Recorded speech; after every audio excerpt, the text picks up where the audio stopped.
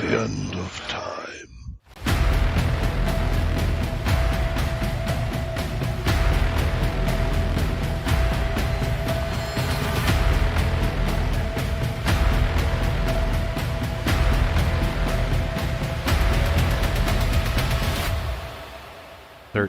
O'clock.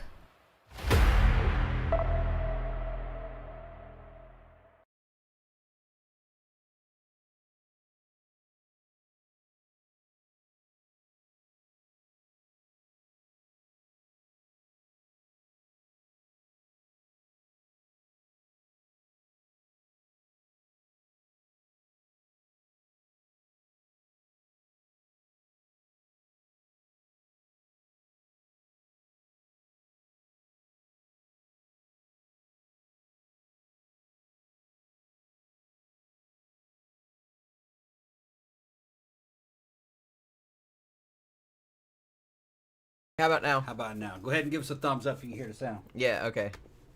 Sorry about that. Jenny was saying she's been spending several days. Can you hear it? Megan said, "I think you're muted," but I just turned it back on. Yeah, okay, there it is. Okay. Yeah, it was the device turned itself because I had to update some stuff on the computer like at 7 o'clock, and I guess it turned the microphone off for some reason. If you guys haven't noticed, I cut Jenny's hair. Yeah. I gave her a goth haircut back. Look, it's all the way around it. It's all the way around. Turn Well, your head, yeah. Jen. Turn your head. There you go. See? Well, yeah, it was like that before. It's like that before. I mean, I feel like we've done the show since it's been like that, right? Yeah. I just let it all grow out, but then Summer's I was like, coming. yeah, it's getting I hot. missed that haircut.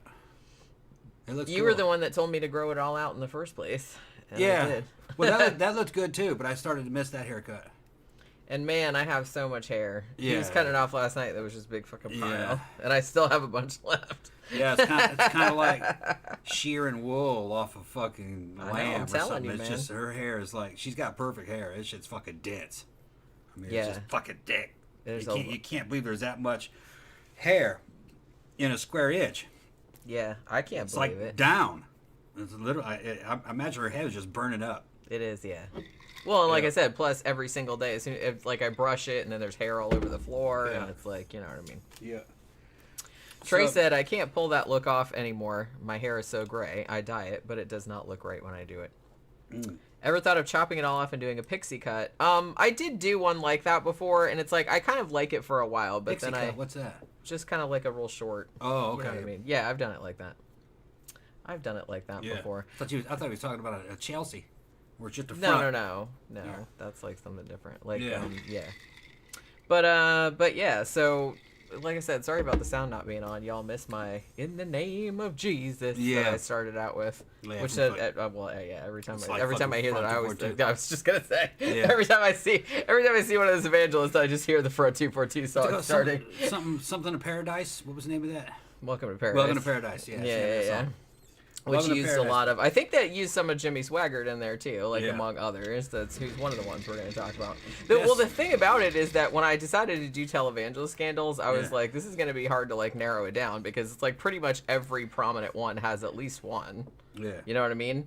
And most of them, I don't know if I want to say most of them are sex scandals, but a lot of them are sex scandals. Yeah. They usually the ones that kind of preach prosperity gospel, which most of the ones that we're talking about tonight, which that's kind of the thing that they did. They usually end up getting in trouble too generally for fraud and like misappropriating funds and stuff Yeah. like that, like on top of other like sexual scandals Yeah. and things of that But nature. the song she's talking about is from a band called Front 242, and it's called "Welcome to Paradise." That's the best televangelism song of all times. That's even better than the Depeche Mode "Personal Jesus," if you ask me. I mean, that's a good song too, but "Welcome to Paradise" is just catchier, and it's got sound bites from, I think it's Jimmy Swaggart, isn't it? Some of it's Jimmy Swaggart. I think Yeah. it's like some different ones. I can't remember Yeah. like who all it They've was. just but- distorted his voice and going, "In the name of Jesus, hallelujah." Don't tell the devil, hallelujah. It kind of sounds like very early KMFDM. KMFDM was copied a lot of Front 242, really. Well, It's in the that- same genre. That song came like "Welcome to Paradise." I think came out in 1988. Because I kind of feel Old, like real old. it is old. Well, and they still play it like at Yeah. the clubs and stuff. Yeah, everybody still dances and to it. everybody still dances to it. But Yeah. yeah, that's the thing. Well, because I kind of feel like the 80s were sort of like the heyday, but it surprised me doing some research into this shit, like, obviously, I kind of feel like it's not as prevalent as it once was, but a lot of this shit is still going on. The 700 Club is still on. Yeah. Jimmy Swaggart is still alive. Jim Bakker is still alive. Yeah. Like, and they still have shows. Even though they were supposedly disgraced, like, all the shit that they did, they still have money, and they still have shows. The thing about this, do we have anything that we have to talk about before do we have any shout-outs or anything? No? Okay. I don't think so. The thing about this, I remember in the heyday when all this shit was going on, I was going to high school in Brazil, at an international high school, and you had a lot of Europeans there. European kids in the school. We were all getting IB, International Baccalaureate. And the funny thing about it is that I had seen these programs back in the United States. They were just late night television. It was this on certain channels. And Europeans would comment on them about how religious Americans were and like what fools they were to have televangelists, but it was obvious that they had never seen these programs because there wasn't much religious about them, really. Most of them, they weren't really talking much about scripture or anything. They were fucking doing shit like singing songs, and it's like a variety show. They'd have people on that were fucking paraplegic and fucking, they would just, it was almost kind of like Ricky Lake, a cross between the Tonight Show and like Ricky Lake. And well, Jim and Tammy Faye's show for sure was. Yeah, but some of the other ones were not like that. Like 700 Club was more about scripture, from what I remember, but then singing. Yeah, lots of singing and scripture, and then shit like that. That was the boring one. I remember the Jim and the PTL. That's with Jim and Tammy Baker and shit. That was actually entertaining. I thought it was entertaining. And it's not something I watched all the time, but when I'd come across it, Tammy Faye would be up there fucking crying and shit with these fucking fake ass eyelashes, and to me it was obviously just a show. I don't, you know what I mean? It was a show that depended on audience participation. It just had kind of a church motif to it. It was like television for religious people, but it wasn't that religious, if you ask me. Well, like I said, their show wasn't. Yeah, right. It was, but not. But it was more like in a feel-good, happy, clappy kind of way. Yeah. But the thing about it, though, is that some of the other shows were absolutely just about biblical shit and like telling you should hate on shit like that all the time. End of the world. And I feel like, well, and I will prophecy. say that Jim Bakker, after he got out of prison, which we'll get into in a bit, but he started a new show. He still has a show now, like with his second wife, and they went all apocalyptic end times. Yeah. It's like we're selling this food in buckets and all that kind of crap. When this shit was going on, the most religious person probably well, I wouldn't say a religious person in the family, but it's just because my granddad on my mother's side was fucking super religious. He was a minister for a while. But I can remember my grandmother in Mississippi, all right, when all this shit was going on, and she didn't take any of that shit seriously. So if she didn't take the shit seriously, I don't think anybody took the shit seriously. I don't know. I think some people did, though. I think it was on par with like those late night shopping channels. You know, what was the name of that? QVC. Like QVC. It was just rock bottom entertainment, and it was kind of like infotainment. And I don't know how they sent money. I guess it was through wire transfer numbers over the phone or credit card numbers, maybe something like that. But I don't know if I could trust them with a credit card number. You know what I mean? They'd run that shit multiple times. Well, of course. I wouldn't give him a fucking credit card number. Well, that's kind of what makes me sad about this whole thing is that a lot of, these people are like funny and ridiculous and stuff like that, like from our point of view, but it really does seem like they have a pretty hardcore of true believers who send them money and will just forgive them no matter what fucked up shit they do. Even you can come right up to like some people's faces that like followed any of these miscreants and tell them, hey, they just took your money and like spent it on hookers and blow. Yeah. And they'll just be like, they don't believe it. You know what I mean? Even if you can fucking prove it, they don't believe it. I don't think that's what it is. I think they don't care. Because like, oh yeah, I've sinned too. You know what I mean? This is about forgiveness. If I send him money, then God will forgive me for my sins. That's what I think it was. I guess. think it's psychology more than anything else. But I don't know. It's kind of like this. It's kind of like the same deal. Guy comes out of prison and becomes a preacher, or guy was a Satanist and now he's a preacher. Well, let's give him money. You know what I mean? Because if he can turn himself around, then that means I can turn myself around. That's what they're thinking. If you ask me. So they're projecting themselves onto this person. Like, yeah, he's worse than me. And look at him. He's okay. That's what I think they're doing. Yeah, maybe. I mean, like I said, everyone I'm sure has different motivations for... Yeah. Some people are just stupid and like, I guess. I think it's like audience participation. They just have it's like this show. You know what I mean? We got like regulars got regulars in the chat room talking all the time. They send us money. I think it's very similar to that.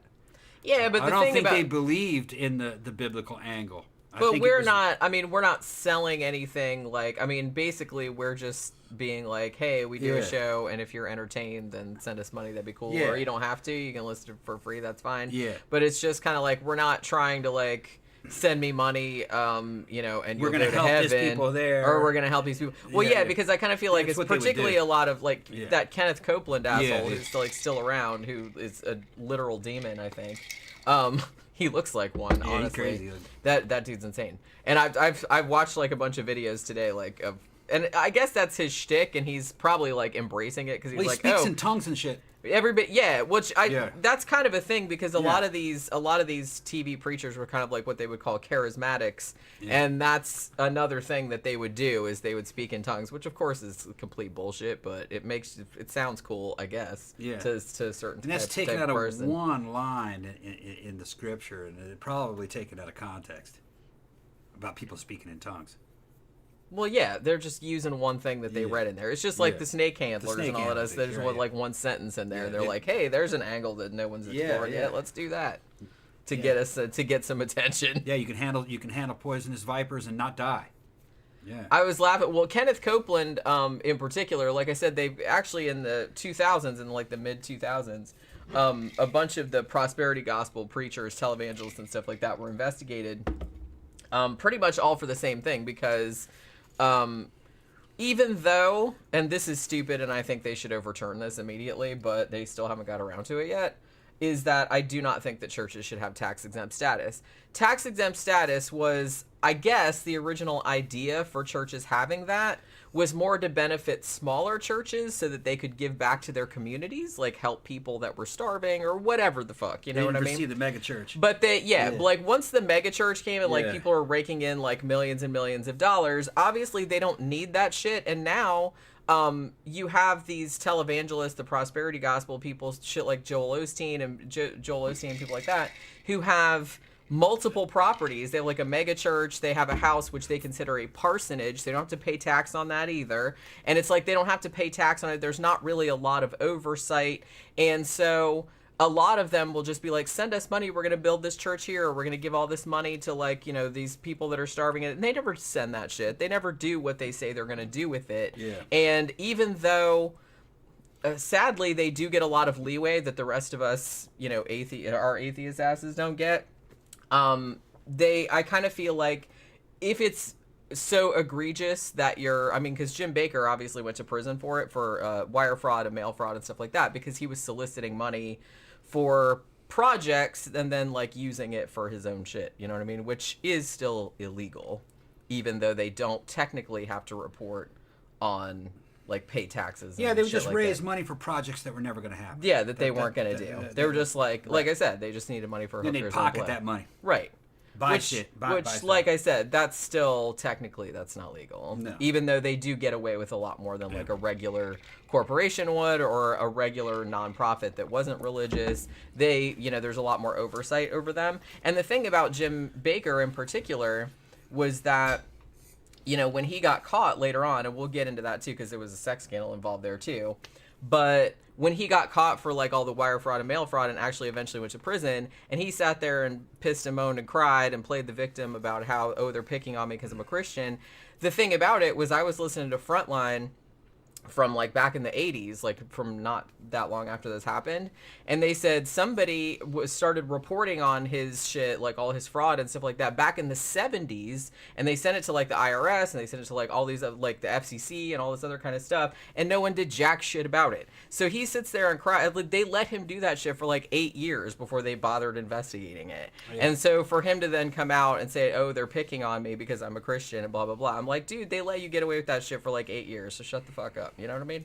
The religious angle of this stuff, for me, I just think it was more of a veneer. You had, back in the 50s and 60s, this goes all the way back to the early 1900s and here in the United States, you had traveling preachers, people that would go from one town to the next, and a local church, because there wasn't much going on. The church was like the town center for a lot of these places. They would hire him on for a Sunday or some kind of Saturday show, and he'd put on some kind of a sermon or a show. All right. And then they'd get some money, make some donations, and then move along to the next town. Kind of like television, this in the pre-television era. Well, these guys realized that, shit, you can make a living doing this, and if you ramped up your production, you could kind of gamify it. And that's eventually that led to the megachurch. So a lot of the laws that the United States had were kind of being abused. The situation had changed. Now a preacher wasn't really a clergyman. He was more like an entertainer. And they lived like an entertainer. They lived the way a comic lived. Traveling from one club to the next, staying in hotels. Fucking doing his material. That's what a fucking motorized preacher was like. And the Bakers were that, basically. That's how they started doing puppet shows. And that just kind of plants the seeds, because the way the laws were kind of set up, it plants the seeds where it was easy to gamify religion. Were these people really religious? I think they started off religious, but as they got more richer and more powerful, I think that was just that was an act. I don't think they were really religious. They did too much shit that was against the religion that they certainly were. And the thing about it is that it's become so almost a cliche that the harder they're hammering against, how gay people are sinful, or against adultery or whatever, it's like, they're doing that. That's shit. What they're doing. Yeah, and it's like, why don't they just keep their fucking mouth shut? And in these cases, quit telling other people what to do. It's like, we know that's what you're doing. They were getting busted with male prostitutes or having boyfriends and shit. And the Baker was one of them. He had boyfriends. It's never proven, but yeah, hell yeah. There were several allegations. Yeah, and he's bi, and I think a lot of these guys were. Which would be fine if they weren't out there like actively making life worse for people who actually are bi or gay or whatever, which we'll get into because I want to talk about Ted Haggard as well. Well, that was their cover. That motherfucker. Another thing is, but it's bad. It's like it's not good cover though because everybody knows. Yeah, but you're looking at this through the eyes of a rational, sane person. Well, these dudes are fucking psychos. They're psychopaths. I know they are. Only a sociopath can make a living doing this, and what they're doing. A sociopath's going to rise to the top because he'll just say anything. He'll just do. He'll lie, cheat, steal. He'll reap rewards from what he's doing. It boils down to sex, money, and power. That's really what cults and this kind of business religions are really kind of about when you get down to them. And they fit right into it. This is what they are. Is that religion? No, I don't think so. It's just psychos. They just found a little niche that they could get in, and they just plied their trade. It's like what do you call it? It's kind of like a natural selection. That's what it is. Well, they're just using people's genuine beliefs, to manipulate them into, but enriching themselves. It's in every industry, though. Banking, Right. I get that, but the thing about it, I think religion has kind of a unique spin on it because... all those protections. They have like a lot of protections, which I absolutely do not think they should have, because a lot of this, particularly mega churches and stuff like that, are run exactly like a business, and I don't understand why they're not privy to the same, or they're not under the same laws as everyone else would be if they ran a business of that size. But our charities. Well, the thing about it is that other nonprofits that are not religious, they have to abide by a bunch of rules and stuff too. They have to say, like, we took in this much money and this is what we used each month. They're supposed to like disclose how, and I kind of feel like churches get a little bit of a free pass on that because nobody really wants to get involved or look like they're attacking religion, even now in this day and age. And I don't think they should be able to get away with that, because obviously they've taken massive advantage, and they are screwing people out of money. The thing about religion is that the claims that you're making are, ipso facto not provable. So you can say whatever fucking bullshit you want, and basically, like, give me money and, you'll go to heaven. It's like you can't prove that one way or the other. It's not like a company that's making a widget and, that's like, this is the best widget ever, and you buy it and it breaks and you're just like, okay, I don't like that and I'm going to sue you, or I'm going to, like, write a bad review or something. Like, you have recourse. I kind of feel like you don't have as much recourse in religion because it's all these nebulous claims that you can't prove. If you ask me, the worst one's Scientology. Well, yeah, it's kind of the same thing. Yeah. I mean, it's all the same thing. It's all similar, but Scientology is the worst one. They're just using a bunch of like bullshit beliefs to like separate people from their money, and it's really sad. It's like, you can say that people that send televangelists money are dumb, and maybe some of them are, but maybe some of them are really desperate, or maybe they just were raised like that and they don't know any better, or something like that. I think it's the same demographic as people who buy off QVC. Lonely old ladies in old houses and trailers and shit in rural areas. That's what it is. I bet you that's it. I'm sure that's what it is. Holy Parachute Doom said it's the same demographic that believes that people on TV can see them in their houses watching. Yeah, kind of like that. Ben was bringing... Trey said, my grandmother and other relatives of mine took this shit dead serious. Yeah, I've known some people that did as well. They were talking earlier about Peter Popoff, which I actually considered like talking about him, but I might do another show about him in particular, because that was the guy who, I think that was back in the 70s, everyone thought he was like super amazing because he would go around to all the parishioners or like the people that came there, and he'd be like, hey, you're so-and-so and you have colon cancer or whatever, and it's like, you're healed of this and blah blah blah, and everyone's like, holy shit, he's fucking psychic, like he knows everything about me. And then it turned out that James Randi, the magician, he found out that what would happen was that when the people came in, they would fill out like a prayer card that had their name and what they were there about and blah, blah, blah. And then all the cards would go to the Peter Popoff's wife, and she was behind the scenes and she was talking to him through an earpiece. Yeah, reading them And off. so she would just say, hey, the guy that's sitting right there is blah, blah, and nobody knew that.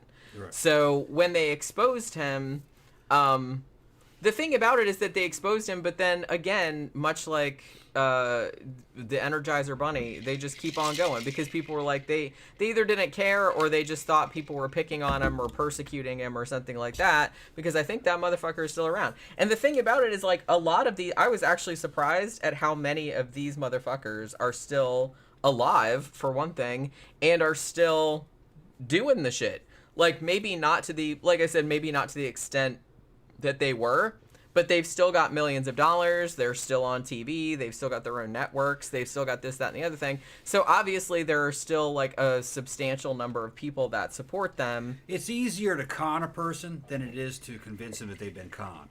Well, yeah. They fucking, I mean, you see that every day. All right.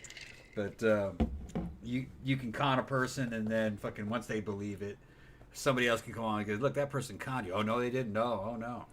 That Nubian prince is coming to, from Nigeria. People don't like to believe that they have been had. It's embarrassing. It's nobody wants to not think that. And then there's something too called a sunk cost fallacy, which Yeah, the more you invest in it. The more you invest in something, like, you know, the deeper you get into it, so the more you feel like you can't back out of it. It's like, I've already sent this dude like thousands of dollars, and then later on, so they just don't, so they'll just like come up with anything, like any kind of they're going like, mental gymnastics to say why that wasn't. I sent Tammy thousands of dollars and shit got better for me. You know what I mean? It's that kind of stuff. Yeah, they're always kind of like trying to justify she sinned it. the same way I've sinned. It's okay. I forgive her. You know, God forgives her. Let's To get back be to the honest, show. That's what they're doing. Tammy Faye Tammy Baker was okay. Yeah. She seemed like the only decent person. I'm not saying that she didn't know about like all the fraud and stuff. She probably did know to some extent. Yeah. But out of all of these people that I looked into, she seemed like the most decent person. Yeah, she was nice. She was just she was crazy. A little bit, but you know, we're all crazy. Yeah. It's, you know, I didn't want to pick on her too hard, but Yeah. I mean, some of the stuff about her. Actually, we watched that movie last night, The Eyes of Tammy Faye, which was it was a documentary that came out in 2000, but they made a movie. Like a fictionalized movie, like based on it. And I didn't realize, I watched it on HBO Max. It's really good, by the way, if you haven't seen it. I've been wanting to see it for a while. I didn't realize that it was as new as it was. It only came out in 2021. Okay. And Jessica Chastain, who played Tammy Faye, she got an Oscar for that. Oh, okay, yeah. And I think the makeup got an Oscar Yeah, too, she which did a good which job. actually I was thinking that when I was watching. I was like, God, look at the prosthetics on her. Yeah. It's like, that's amazing. It's like, I hope this got some kind of award. It got all kind of awards. Yeah. But it's a great movie, actually, if you have HBO Max. Yeah, a It's lot of really fun. good. It's a lot of fun. Yeah. And it's... I was trying to figure out... I mean, maybe I'll get into this in a minute, because I kind of wanted to talk about Jimmy Swaggart first, but...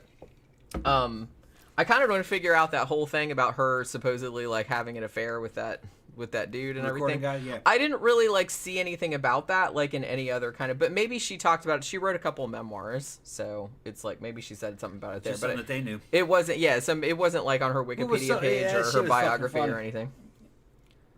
He made her confess about the damn affair. Jim did. Jim did. And Jim was fucking with dudes and fucking some And big allegedly sexually assaulting at least one woman. titty. Yeah. Jessica Hahn. was in Possibly multiple. that. Yeah. And then Jessica Hahn did a fucking penthouse layout, I think. Well, I think, oh, well, no, I think that was the Jimmy Swaggart prostitute. I'm getting them all confused. No, the Jessica Hahn did this. She was on Howard Stern. Yeah, show I quite a remember. bit. I think she did some fucking softcore porn afterwards and shit. Yeah. Well, I mean, the thing She about was it, hot. She if was you hot. get kind of like, if you get famous like that, I mean, you Yeah. might as well leverage the shit Back for in those money. days, I you would had to make probably money do the on it. same. Even fucking John Wayne Bobbitt, his fucking dick got cut off, and then So he was in porn. He yeah. started making him. What a the porn. fuck else are you gonna do? I mean, you Yeah. know what I mean? You've kind of become the butt of a joke. Yeah. So it's like you might as well leverage that into some money before the media circus like moves on to the next thing. Guess he had to prove that his dick still worked. Well, yeah, I'm sure that was a factor also. Yeah. Tammy said I didn't see it. my mother-in-law, I didn't see it either. Yeah. So I don't know, why would I Maybe watch it didn't work. Why would I don't watch know. that? Now I want to go back and see Now, if it now actually he's worked. curious. What's it look like if a dick gets cut off and they reattach it? You know, does it work? Well, I guess it depends. I guess it Is depends it big at the where base it and gets. fucking small at the tip? What happened? Fucking Bobbitt fucking cut that man's dick off and threw it out the Yeah. fucking car window. She did, yeah. Ain't that some shit? Just have She was mad. Have your rod laying out there. Oh, see, women justify it. Well, he cheated on her, of course. Well, I didn't say that. I said she was mad. But clearly, Fucking women. she was mad. Fucking funny.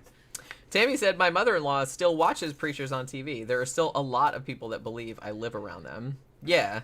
Ben says the whole televangelist thing is just so quintessentially American to the rest of us. Yeah.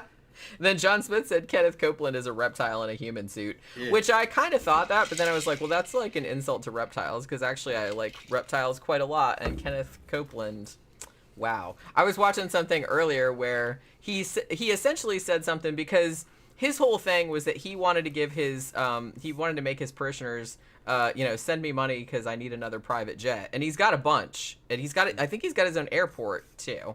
So, or like an airfield. So he's got like private jet, and they're like, well, he can't fly commercial because he said something like, I don't want to be in a tube with a bunch of demons. Yeah, okay, yeah. And I was kind of like, talking about people. yeah. And well, that's why, and so they were like journalists saying, so you think that people who fly commercial are demons? Yeah, yeah. The hoi polloi are a bunch of demons. And I was like, well, They're not Christians. I mean, They're demons. I don't really want to be trapped in a tube with Kenneth Copeland either, so I guess we're on the same page there. But, you know what I'm saying? But I was just kind of, I mean, I showed Kenneth Copeland to my friend Saad in Saudi Arabia. that dude is a fucking... And he was like, and Saad was horrified. He says, "What the hell's wrong with that guy?" I am also What the hell's wrong with that guy? Because that's a Christian. I said, "Yeah, amused, kind of, but also horrified. Amorified. He's insane." Yeah, he is. Yeah, the Muslims were terrified. I was watching the. I don't blame them. He's a terrifying fucking person. His well, and face like, and shit. yeah, It's like Howdy it Doody. almost kind of looks like, and I'm not the only first person that said this, but it's like, you know, if I believe demons are real, which I don't, I was like, you know, that if there's demons, they look just like that motherfucker, because like, well, he's like said he's on TV and like his eyes will flash, and it's just I've never seen anything like it. It's like a fucking horror Got this movie. evil grin. Jesus Christ. It's like, he's just like, I was watching a clip of him earlier where he supposedly solved the pandemic by blowing it away. Yeah, he blew it away. With the wind of God. Yeah, that's right. Yeah. Somebody fucking songified that and made a video. It was great. Yeah, there's a lot of like, I think Kenneth Copeland is probably the most memed because he's the craziest. Yeah, he's motherfucking crazy. Like, he just says all kind of like crazy fucking shit. And like just the way... There was also, I saw this one clip of him earlier where he was doing that healing thing. Yeah. And he straight up knocked over a dude in a wheelchair.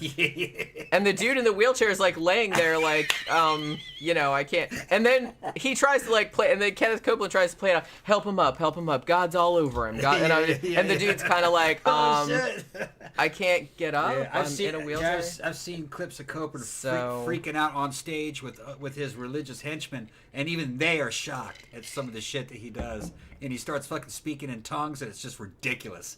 And they're looking at him like, okay, there we go. Okay, he's doing his tongues, you know.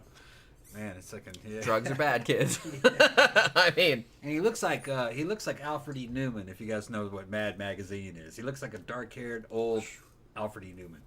It's fucking crazy, and he's got to be 80s, probably. I mean, 80s. I guess with jet black hair, you know that's a fucking wig. He's got a fucking wig on, all right, but he's playing it off. Plus, it kind of looks like somebody put their foot on his head, pulled his skin up, and stapled it underneath the wig. I'm just saying, it kind of looks like that. Ben said, I used to play Kenneth Copeland on my computer when I went out to scare away burglars. And one of my neighbors asked if I had an American stick with me. That's awesome. I mean, hopefully... Please, like, people in other countries do not think that all Americans are like Kenneth Copeland. Now, more of them are than I would like, you know, but that dude is... He's crazy. He's in a class by himself. Yeah. I mean, we all think he's crazy, too. Most of us think. See, this is the thing, man. I always think that that's more entertainment than anything else. I don't think... People that watch that, I think they're just being entertained. I mean, yeah, they're sending him money, but I don't think it has anything to do with religion. I think they're religious... Or they think that they are, but he's not talking about any scripture or religion really that I know of. It's just he's pulling that shit all out of his ass. It's just a big show, you know. It's crazy. And whoever's watching that'll just go right along with it. Yeah. The wind of God. Yeah, blowing the COVID away. Yeah. The heat will get it. You know. And, but he's kind of more like apocalyptic because he's more talking about like how much gays suck and like, you know, these people are demons and mark of the beast and all that kind of crap. I love that kind of shit. So like I said, it's like you have some that are more like Jim and Tammy Faye, which I kind of feel like you don't see much of that anymore. Now you have to be like super extreme like to get attention. So I kind of feel like most of the ones nowadays are like everyone sucks, they're the devil, blah blah blah. So it's that because you get Tammy Faye said you shouldn't be picking on gay people. Well, see, that's what I was going to say. That's what's actually kind of cool about Tammy Faye. Like I said, I'm not saying she didn't know about all the fraud and shit like that, because I'm sure she did. You know, I'm not excusing her for that.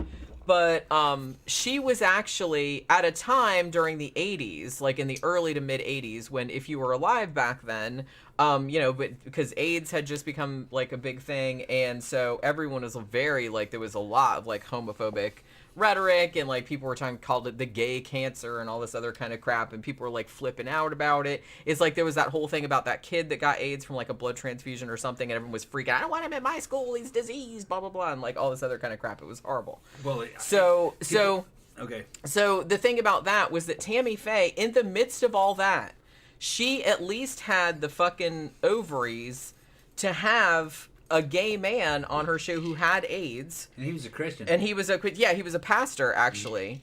And she interviewed him like over like TV. Yeah. And actually like was quite understanding, but like asking him about like when did you know you were gay and like when did you find out. And I guess his they didn't say this in the movie, but his partner had died of it. And so she like asked him about that, and she was actually like really compassionate. And then she told the audience, she's like, you know, how can we call ourselves Christians if we are like scared of them, if we're like scared that we're gonna catch something or something like that. It's like we should love everybody, like, and he says God loves these like people Jesus as they said. are. Yeah, and she just like God loves everybody the way they are, which I was like, you know, if more Christians were like that, maybe they wouldn't be so fucking annoying. She knew that Jim was gay. He just or was bi anyway, I guess. He might have been gay. She was the beard, probably, to make him seem straight. I got a feeling fucking Jim Baker was gay. Well, he was making a move on Jessica Hunt. Bi. Yeah. Yeah. Just John Smith said Tammy Faye has become a bit of a gay icon. Yeah. She weirdly. Well, the thing about it, when she was dying of cancer, there was she did get a lot of support in the gay community, because like I said, she was one of the earliest, and coming from a corner of the culture that you wouldn't think that it would be coming from. She actually kind of stood up for them and told everybody to quit picking on them.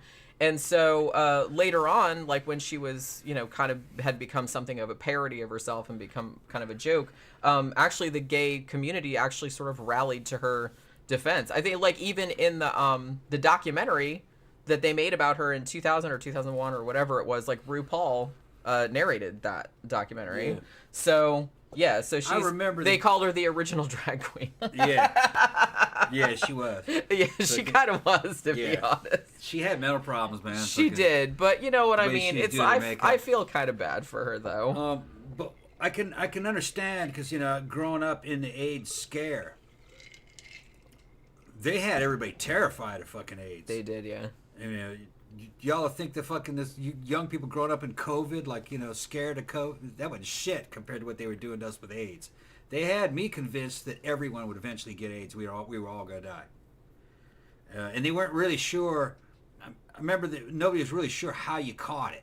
That you could catch it a million different ways. You might be able to catch it by sitting down on a toilet seat. It's just all kinds of shit. I remember hearing that stupid crap. They weren't. Nobody was really sure how you could catch it. And like, what happens if somebody's preparing food and some of them AIDS particles falls off of them and gets in the food and you eat that? Yeah, you never know. AIDS dust. You don't know. You didn't know, because they weren't real clear on it.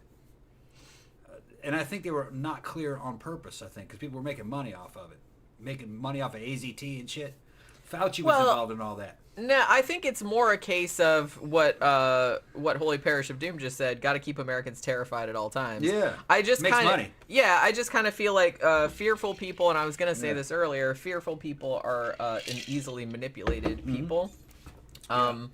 And social control. I think what was I watching? I was watching I think I mentioned before Dr. Grande, and he did a couple like on YouTube. He's really funny.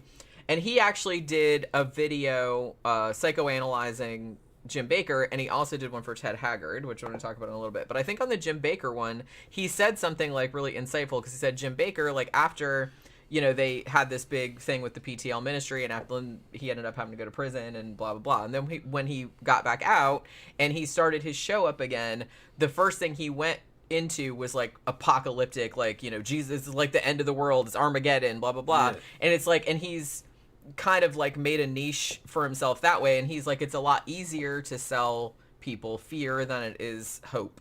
Well, it's more interesting. I guess so. When I was a kid, man, I used to love anything having to do with like fucking the apocalypse. You know what I mean? Man Who Saw Tomorrow and Orson Welles. Talking about the fucking tiger in the blue turban and fucking fire raining down on a new city, and then you can even put some like fucking shit from Revelations in there. I just thought that was cool as shit. Loved it. Like I said, I want to make a Revelations movie now. I kind of what is it about just human psychology? Like, not everybody, because I don't really have this, but I kind of feel like a lot of humans, they have some kind of weird, morbid fascination with destruction. With destruction, like the end of the world. Like it's almost like they want it, like they welcome it. All cultures seem to have it. That's what I'm saying. Yeah. It seems to be something like inbound in like most human psychology. Like I said, I don't think I don't really have that mindset, but a lot of people do. I think it comes from civilizations that have large populations that have to work hard to sustain themselves, and there's a bunch of problems. And this is the way the Mesoamerica was with the Aztec Empire. The average person is sitting around like, man, this shit's got to end sometimes. This shit's got to end. It can't go on like this. That's probably what it is. This shit sucks, man. I mean, the only reason I would want that to happen was so I wouldn't have to pay off all my credit cards. Yeah, right. Yeah. All right. Well, and it would be like a lot quieter because most of the people would be dead, so that would be nice. Mexicans were worried about paying off the blood debt. Paying off the blood debt was fucking much worse than credit cards. So, it was a totalitarian theocracy. So, and really, I don't has to happen. And I wouldn't want that seriously because why the fuck would I want that? The Soviet Union went through that. They only were around for 70 years, man. A lot of it bad with fucking Stalin and all those guys, and they just fucking killed so many people just through starvation and mismanagement and circular fire squad and blaming the kulaks and fucking all kinds of shit. Eventually, people just like, oh fuck this, I want no part of this. They lied to us. They continue to lie. And fucking, we know they're lying to us, and they know that we know that they're lying to us, and yet we still pretend to believe, all shit like that. There was that kind of situation. They were just sick of it. It was, man, one day, fucking woke up, was on duty, fucking got up out of my bunk, and they would go, Ross, man, the Soviet Union collapsed. Like, what? It's gone. The army's vanishing. I remember when that shit was going on, and they were showing it on fucking television. It was after the fall of Berlin Wall. If we had something, man, our whole army was trained to combat this fucking machine, and they were good. All this bullshit about that the Russians weren't any good. The Russians were fucking good. They were real good. They still are good. And it just evaporated because they stopped believing. And they just stopped obeying. Amazing. Its army just evaporated in about 2 But like days. I said, you never know like what's gonna happen like that. That's why I think it's silly getting your panties in a twist all about it's like, oh, it's like the signs of the end of the world and this is gonna happen, and that's, you don't fucking know. Nobody knows. But I was saying each culture has an end time kind of philosophy. Well, I know. The Soviets were atheists pretty much, and that was their version of the apocalypse. That it just vanished. There it went. What do they call that? Eschatology? I don't know. I want to say. I don't know if that's the right word. But it's like, like all cultures have this kind of weird inbuilt self-destruct kind of fantasy. Yeah. Like very, very common. That's what, like, I kind of feel like that's the basis of a lot of religions. Yeah. The Mexican religion was like that, basically. It was one big end times prophecy and worrying about the Mayan long count and time worshippers and stuff, and the return of Kukulkan Zach says, I still say Tom will love The Last of Us. We should get around to watching it because I've heard it's like really, really good. I thought about it last night, but it was like getting late, and I wanted to watch Eyes of Tammy Faye Baker. You know what I mean? All right, so let's get into the show then. Yeah, I mean, we've already kind of been into it. Okay. Like I said, we'll just be kind of loose. What I wanted to do, I was kind of interested a little bit in, not necessarily a history of televangelism, but just like a couple facts about that I found out that were kind of interesting. And then, just like a couple minor sort of fucking scandals. And then I wanted to get into Jimmy Swaggart, and then I wanted to get into Tammy Faye Baker, and then Ted Haggard. Like I said, I was going to do more than that, but it's like I don't want the show to be like 5 hours long because, I have to get up early, so you know what I mean? So it's that kind of thing. John Smith said the Celts thought the world would end when the sky fell down. Yeah. Yeah, when that shit falls, it's over, bro. Yep, we're all just going to smush. Yeah, and the stars fall from the sky. That's another really good one, man. The stars fall from the sky, and you can walk up and pick one up. Ain't that something? And it's this big. It's like that big. Yeah, man, you pick it. Stars fall from the sky. How much are they worth? Can we sell these? Imagine that. They're like little diamonds. The little diamonds in the foundation, the fundament of the sky. It's a dome. Like I said, every time somebody says fundament, I always think of like somebody's taint. Yeah. Why? It's the taint of the universe. I don't know why. I don't know why. Fundament is the foundation. I know that, but I don't know why that word became associated with a taint in my mind. I don't know. It's ridiculous. It must be. I don't know. Maybe it has a different definition or something. I don't remember like where I made that association. They thought but now every time somebody says that word, I always think of it. The fundament, the foundation of the sky, man. They're saying it's got a ceiling. It's a dome. Mm-hmm. And there's stars and planets set like into the Houston Astrodome. Ain't that some shit? It's holes, like pinholes in the curtain of the sky. Yeah. And it peels back. So God and just fucking put some angels come black down. construction paper up there and poked holes in it with a compass. Maybe. But then they fall from the sky. The stars fall from the there. sky. Laying everywhere. You can go and pick them up. Put them in a bottle and take them home and use it to light up your house. That's what the ancients were thinking. Yeah. I mean... They were probably calculating what would one be worth. You know. I mean, to be fair, like, what's the market the value? ancient people weren't the sharpest knives in the drawer. So they didn't know. They didn't know any better. I don't know. I think they did. The Greeks already knew by that time. Yeah, I mean, the Earth was a sphere and the all that shit the was Greeks far had away. figured it out. They I mean, did, yeah. you would actually be surprised at what the ancients had figured. And like, not everybody. Most of the people were just rubes and illiterate and stuff. Yeah. But it's like Educated people knew. Educated people knew that stuff like thousands of years Yeah, ago. they already figured out the They already diameter figured of the it. sun and how far away the fucking moon was and all that. Math, bitches. Yeah. They figured all that shit out. Geometry and math. Jason S. says Jehovah's Witnesses told their followers the end of the world was going to happen in 1975. That's right. And most of them sold everything. Yeah, a lot of them did too. They literally thought it would happen. Well, there was that whole thing. I don't think we ever did a show about it, but I think we brought it up when we did, because I think we did a show about like, ooh, end of the world or whatever. And I think we talked about the Millerites. Yeah. They thought the world was going to end in what I want to say 1836, but I could be totally wrong on that. They tried twice. And then they all went, they sold all their shit, and then they like went up to the top of this hill and were like, Jesus is coming, and then they're like, well, is Jesus coming? It must be next year. This is taking forever, and I sold all my shit. Now what am I going to do? They said it was going to be next year. Yeah. Whoops, I got the date wrong. Yeah, my bad. We forgot to subtract a year for leap year. My favorite thing about that whole shit show was that they called it the Great Disappointment. Yeah. Which I'm like, yeah, that's probably pretty disappointing. All right. We sat up here for like 24 hours and jack shit happened. And it's like, probably they were really mad. Well, probably they weren't, though, because, like I said, I think I said this before, but I'm pretty sure it was Carl Sagan. But he talked about people that have these beliefs in these particularly in religions or anything like that. And it's like the more like you give them all this evidence against like, you know, oh, the end of the world's going to come and then it doesn't. And then it's like, oh, it's going to come next week and then it doesn't. And then it's like, but it's like they still keep believing it. And it's like he calls them unsinkable rubber ducks because they just keep believing the shit even after like time after time after time of like it not happening. Scientology is just that now. Just unsinkable ducks. Yeah. And it's like I said, it just gets to a point where you're so invested in the shit, whether monetarily or emotionally or whatever it is, and you feel like you can't back out of it. So it's like no matter what revelations come out about it, you just have to justify it somehow. You have to do some kind of like mental gymnastics or like, you know, compartmentalize or do something to say that it's like, well, that's not really what's happening, or somebody's picking on us, or they're making it up, or something like that. It always has to be some excuse, you know what I mean?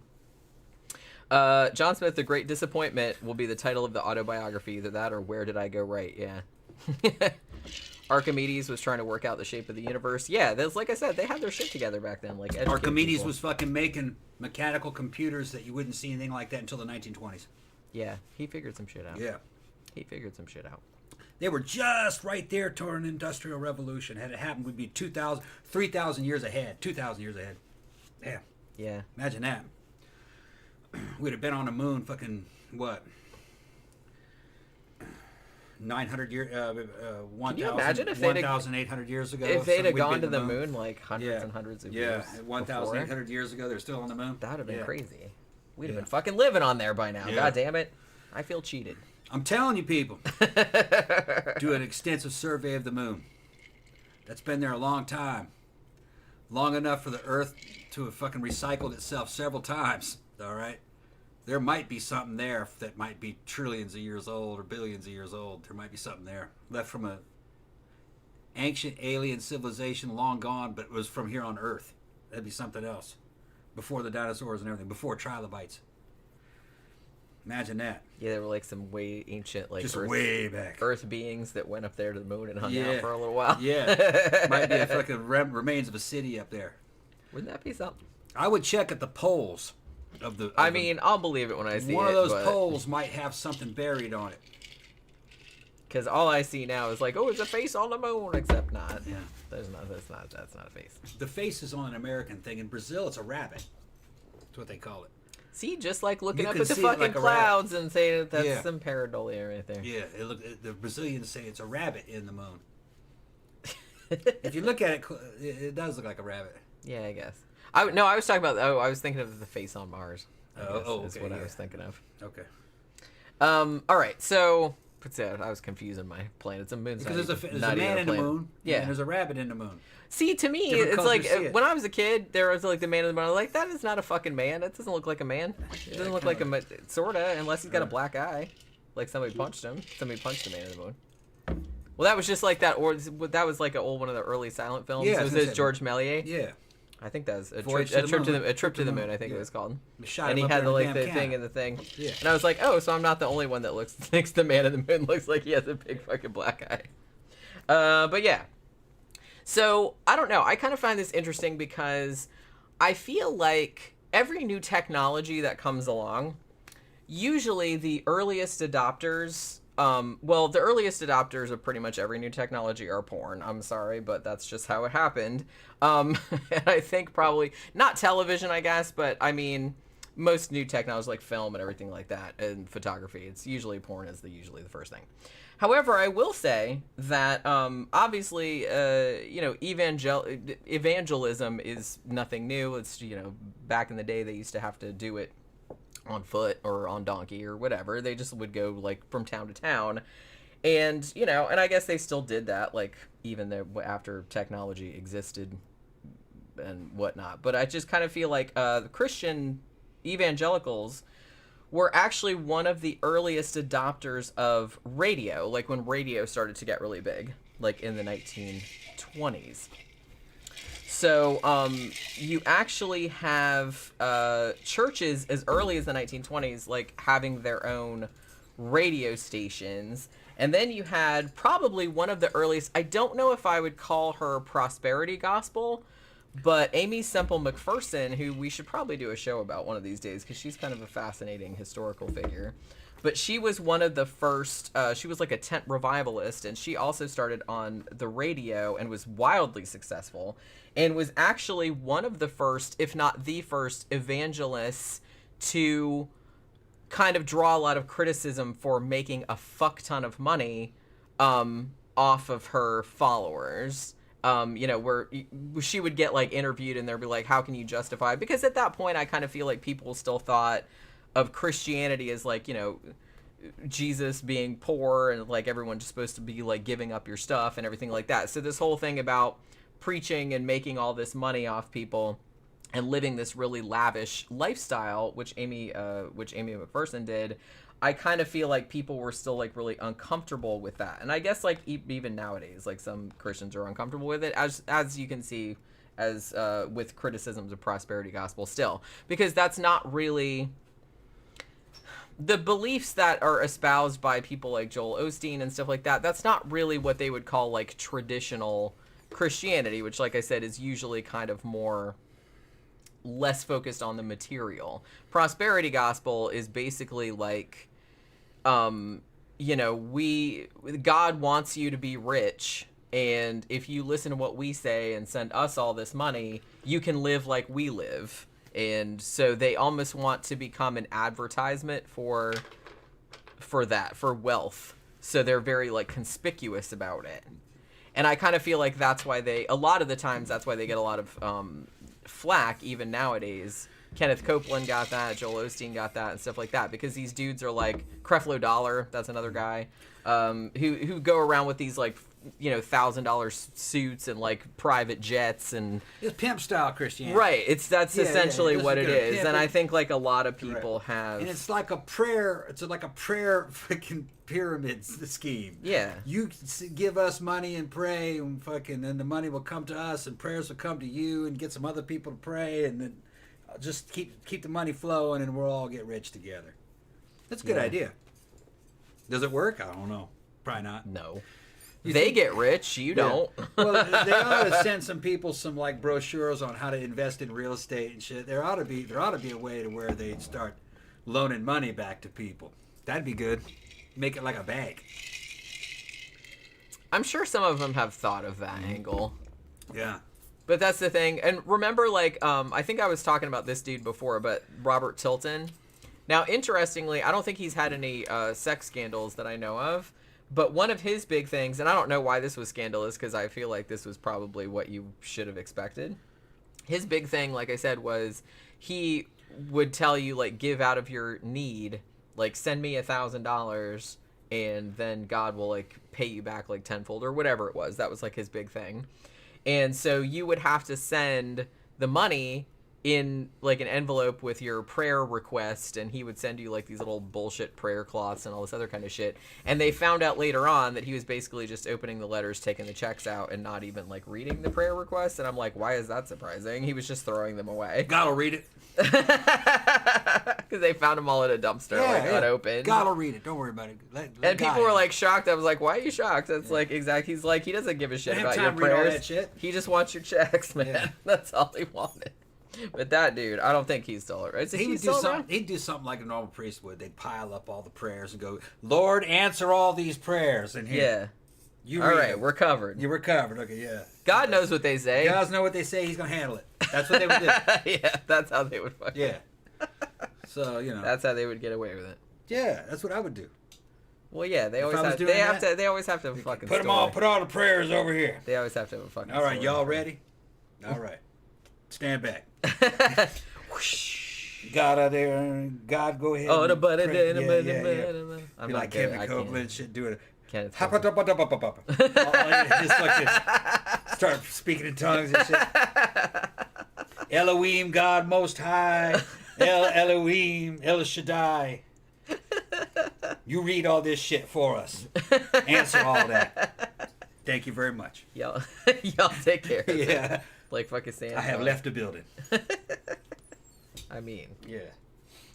But yeah, so during the 20s and 30s, like particularly after the Great Depression and everything like that, you had like a lot of, I feel like the Great Depression, because it was so widespread and it was so, people were desperate and stuff like that. So obviously a lot of people were turning to religion to make themselves feel better. So there was kind of like a resurgence of like the tent revival movement, and that kind of translated also into like a lot more preachers on the radio. Now, interestingly, even though they did have, like, people did have TV in the 30s, it wasn't that widespread, but I kind of feel like TV, religion on TV didn't really take off until like the 1950s. And interestingly, if you ever get asked this, if you're ever on Jeopardy or anything like that, and people want to know like who is widely considered like the first quote unquote televangelist, it was a dude named Fulton J. Sheen. He had been on the radio for 20 years, and then in 1951, he actually had a TV show, and is, I don't know if it's like, if he's universally considered the first televangelist, but he's for sure like, pretty widely considered like the first televangelist. And then in 1957, you had Oral Roberts, who was still around in the 1980s, and he got like super, super famous. And then you had, in 1961, you had the Christian Broadcasting Network, CBN, founded by Pat Robertson, which is still around. And we're kind of like going to talk about that a little bit, because that was what the channel that hosted the 700 Club, which is still on there, like I said, even nowadays. And they said, according to Wikipedia, as of 2016, the 700 Club, one of the oldest shows on American television, obviously, because it's been on since 1961, and was broadcast in 39 languages in 138 countries, at least as of the modern day. So I kind of feel like, 60s, 70s, and 80s, kind of like the heyday for televangelism. A lot of it was spurred, I guess, because of the popularity of Billy Graham, who was like hugely, hugely famous, and I think he kind of inspired a lot. I don't know if he had any scandals, Billy Graham. He seemed like one of the only ones that didn't have them. Maybe somebody can correct me if I'm wrong, but I don't remember hearing any like really high profile scandals about Billy Graham. But pretty much all the other ones though had it. But yeah, you had Oral Roberts, you had Jimmy Swaggart, like I said, Jim and Tammy Faye, Jerry Falwell. First of all, the motherfucker's name is Oral. Yeah. Okay, I'm already suspicious.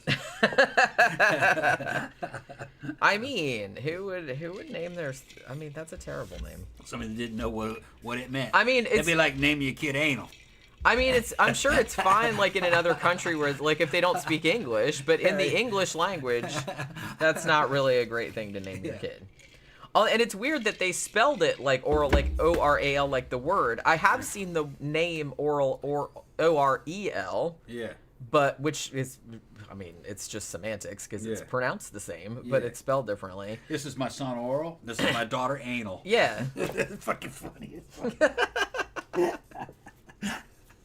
Do with them as you wish. I know, right? Damn. Fucking crazy, man. Ben said all the big televangelists went to Oral Roberts University. Yeah, they did. Ted Haggard went there too, which we'll get into that in a little bit. That's where you had to get your star. That's how you had to get your fake degree. Yeah. But I mean, I guess it's a real degree in the sense that it's on a real piece of paper and stuff. Yeah. But I don't know if it necessarily means anything. Like, I don't know if you're joining the club. I don't know if they teach you anything. Yeah. Well, Oral Roberts University, or maybe I'm thinking of Liberty University, which was, I think that was Falwell's thing, wasn't it?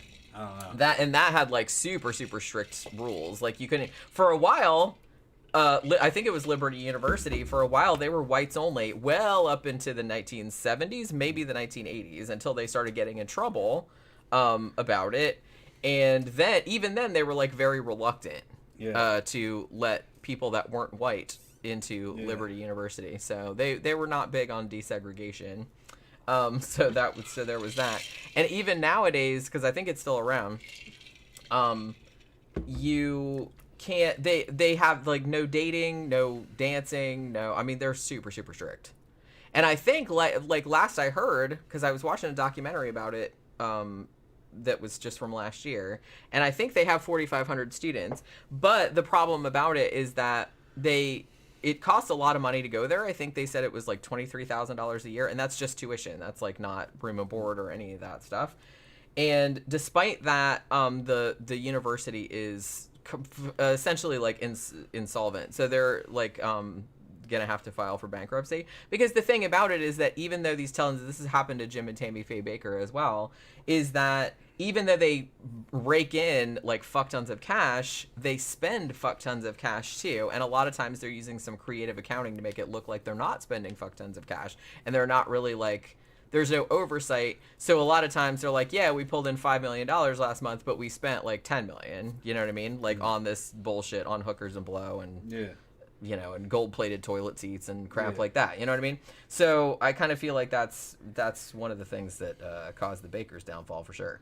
And I think that was one of the things. I don't know what the exact case is in Liberty University, but I do know that they're having some problems and have to like file for bankruptcy, even though they have like a bunch of students and they pay a lot of money.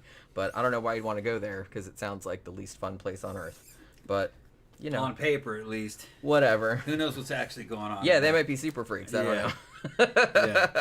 I don't know. Be like fucking vacation Bible camp. When I was a little kid, went to those things. It was fuck fest. Not for us, but the counselors were all fucking teenagers, man. Yeah, they were fucking up. Looking back on it, the kids were making out too. Well, yeah. I mean, that's just but vacation kids gonna kid. Vacation Bible camp. It didn't have anything to do with the Bible. It was just, let's get away from Well, the yeah, parents. I kind of feel like that kind of thing. I mean, unless your family is like super hardcore and they have their own like really like super hardcore thing. Vacation Bible camp. I even knew some kids who their parents weren't particularly religious. No, they were just like they're just like, well, we couldn't get them in a secular one, so we'll just send them this. You know, they'll just go make some God's eyes out of popsicle sticks and run around in canoes and shit like that. Easter egg hunts. Yeah, it'll be fun. Fucking campfire. Fucking and they'll sing some songs about Jesus and make some s'mores. And then then they're all making out. They're like 11 making out with each other. Really, they were that young making out with each other. Well, that's not that weird. Yeah, no. I mean, as long as everyone's 11 and it's not no. 11-year-old and like the 40-year-old camp counselor, then we've got a problem. No, 11, 12, they're all making out. Ben says one of Billy Graham's grandsons was accused of cheating on his spouse. That seems to be as bad as it gets. Yeah, that's one thing. Billy Graham is really the only one of these type of people that I can think of that didn't have some kind of like horrible scandal, whether financial, sexual, or both. He seems to be as squeaky clean as he appears to be, which is unusual because none of them are. You know what I mean? Like, almost to a man. They're just like the fucking vilest people imaginable. But they'll come out and, you know, holier-than-thou and this and that and the other and shit on people for doing drugs and being gay and shit like that, and they're doing all that shit. Which, like I said, I don't care what people do as long as everyone's consenting adults. It's the hypocrisy I don't like. That's why I don't like these people, because they say one thing and do another. You know, that's what irritates me about it. Yeah, I think in a lot of the cases, their inner circle knows what's going on, and to deny it, they have to denounce it. So that's what they're doing, I think. Well, I kind of want to I get... think the inner circle kind of suspects what the fuck this dude's doing, and he's got, well, I got to convince them that I'm not gay. So he goes out there and fucking gives some fire-breathing sermon about the sins of fucking the flesh, and men shouldn't be laying with other men as if they were women, and he's fucking doing all this shit, you know, and he's trying to hide.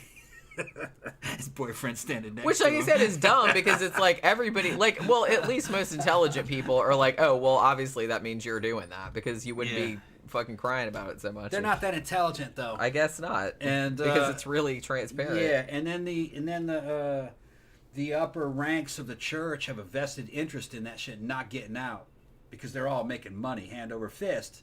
So of course they're not gonna fucking go, come on, man, we know about you. Come on, they're not gonna do that. Oh, well, wait until we get into this. Okay, Jimmy yeah, it Swaggart does stuff, happen, because it does happen, but you know, they're not gonna do it on television until they get really fucking pissed off, or they maybe they have an opportunity to take over. That's another thing too, because if you're the head of a damn religious empire that's making a shit ton of money, you're also a target. Just ask fucking L. Ron Hubbard. You know what I mean? Fucking people are going to take over after you're gone. You know, like Miscavige. And Miscavige fucking sank a lot of people just so he could inherit the throne to become COB of fucking Scientology. You know, I'm not going to say that some of the shit about L. Ron Hubbard's death is kind of fucking suspicious. I mean, I think he was dying, but there's a chance people may have helped him along, you know. John Smith says, Oral Roberts University, girls gone wild. She's showing all of her ankle. Then he said, turns out an open grift attracts bad people. Who knew? Yeah, exactly. This kind of scam really does attract the worst kind of people. The worst examples. Don't be stereotyping church girls, man. Church girls were wild. Church girls are naughty. They're just making They just do it a different way, but they're doing stuff. Yeah, like I said, it depends on what's going on. Yeah, it depends on the church, but yeah. So yeah. So I feel like after televangelism I feel like it kind of hit its peak in the 80s, and then because of all the scandals sort of like snowballing, then after that it sort of became like a little bit of a joke, but it absolutely did not go away. It's still around nowadays. Like I said, the 700 Club is still on, Jim Bakker's still around, Jimmy Swaggart is still around. All these motherfuckers are still alive. The only one that's dead is Tammy Faye, and she died of cancer a long time ago. Yeah. But it's like all these other motherfuckers are still going around, still on the grift, and people are still sending them money, so, you know, I guess they didn't really go anywhere, which is crazy. But like I said, it's not as up in the, you know, in the cultural zeitgeist, I guess, anymore, but it is still around. So yeah, so like I said, in the mid 2000s, they actually there was like a sort of a government investigation, a little bit like a senator that looked into a lot of these prosperity gospel things, because like I said, a lot of them were grifts, or they were all kind of like different scandals having to do with it. And Kenneth Copeland and his wife Gloria, they got brought up. Mostly they were brought up because they had a thing where they would collect all this money, like, oh, give us all this relief, like disaster relief for Haiti, like when they had those bad hurricanes and all that other kind of stuff. And then they collected millions of dollars and then never sent it. Like they used it on their own shit, like bought a private jet or whatever the fuck with it. Also, they were threatened with, well, I don't know if they actually threatened, but they were talking about maybe revoking their tax exempt status, because, you know, if you're not American, churches have tax exempt status, but if you start essentially like doing political shit, like from your church, like you're telling people who to vote for, you know, for example, then the IRS will threaten to take your tax exempt status away because we're supposed to have separation of church and state. In theory, it doesn't usually work out that way, but so Kenneth Copeland, I guess, had when Mike Huckabee was a candidate. He had him on his show like a whole bunch of times and was like openly talking about the shit. So they were talking about taking his tax exempt status away because you're not supposed to mix the two things, but they never did because they never do anything to any of these people. They're in there joking about church girls. Look, man, fucking the loophole. Yep. Yeah. They talk about church. If you actually look at the details, a lot of those, and this has been going on for a long time, a lot of those top name, famous, or notable adult actresses, they're Mormons, ex-Mormons, or ex-Jehovah's Witness is pretty common between them. Real religious families. Well, I mean, it's like if you grew up like that, you probably want to like go the complete opposite way too. You know what I mean? I get it. I get it. Like I said, I guess I didn't really have. I wasn't a real rebellious kid because I didn't have to be. Like my parents weren't. They weren't like oppressing me, man, or anything like that. They were just kind of like. I think whatever. A lot of it is that those are strict religions, and those girls run from them. Yeah. And they kind of end up in a fucking bad place in life. They don't have the means of support. Their family's not supporting them, or helping them survive. So they end up in a sex trade, unfortunately. But if they're cute, I think Belladonna was a Mormon. Remember Belladonna? She was a Mormon. But I just over the years have noticed that a lot of Mormons and Jehovah's Witness pop up a lot in the backgrounds of those girls. Yeah. Ben says churches in the U.S. register for tax-free status with a 301c or something. Yeah, that's right. And the IRS then threatens to revoke it. They are, of course, free to tell people how to vote, but donating is another matter. Yeah, that's So I kind of feel like they're not really there's all kind of like gray area, and usually, like I said, and this happened with the Jim and Tammy Faye thing too, and because in particular Jim and Tammy Faye, I think they went into this a little bit in the movie and like the documentary that I watched, where even though allegations, actually proof of wrongdoing, financial wrongdoing, had been brought to the attention of the IRS, the FCC, like various other bodies in the late 1970s, nobody really did anything about it. And then in 1980, when Ronald Reagan got elected, gross. Damn, he's erecting himself. That's gross. But that's almost as bad as like you asking me to like picture Kenneth Copeland having sex with somebody. Yeah. But you know what I mean? It's like ugh. Kenneth Copeland in his own porn scene. Grody. And it's a solo scene. I'm sure somebody's done a deep fake of that. Like, I'm not gonna look because I don't want to see it because I don't need that image in my brain. Jesus Christ. I can already like imagine it, and I'm just like, no, thank you. But yeah, and because Reagan was, had a large portion of like 2/3 of evangelicals or something that like voted for him, so he was like real buddy with like a lot of the televangelists at the time who had helped like deliver some votes to him. So when he put a new guy into like the head of the FCC, they didn't say it outright, but they went super easy on like a lot of churchy stuff. They're just like, well, we're not gonna pick on them. So they kind of got away with a lot of bullshit. So like I said, the Bakers in particular got away with shit for like 8 years before anybody got off their ass and like was like, oh my God, there's like this big huge report of like all these financial misdealings that they had done that everybody knew about like back then, but they didn't like investigate it, even though they should have. That haircut looks good on you on camera. Thanks. Yeah, it looks good. Don't you guys like her haircut? I think it looks good. Yeah. Yeah. Ben says atheists here get very frustrated when they find out churches don't need any sort of government permit or license to exist and not pay tax. They only need one to certify marriages.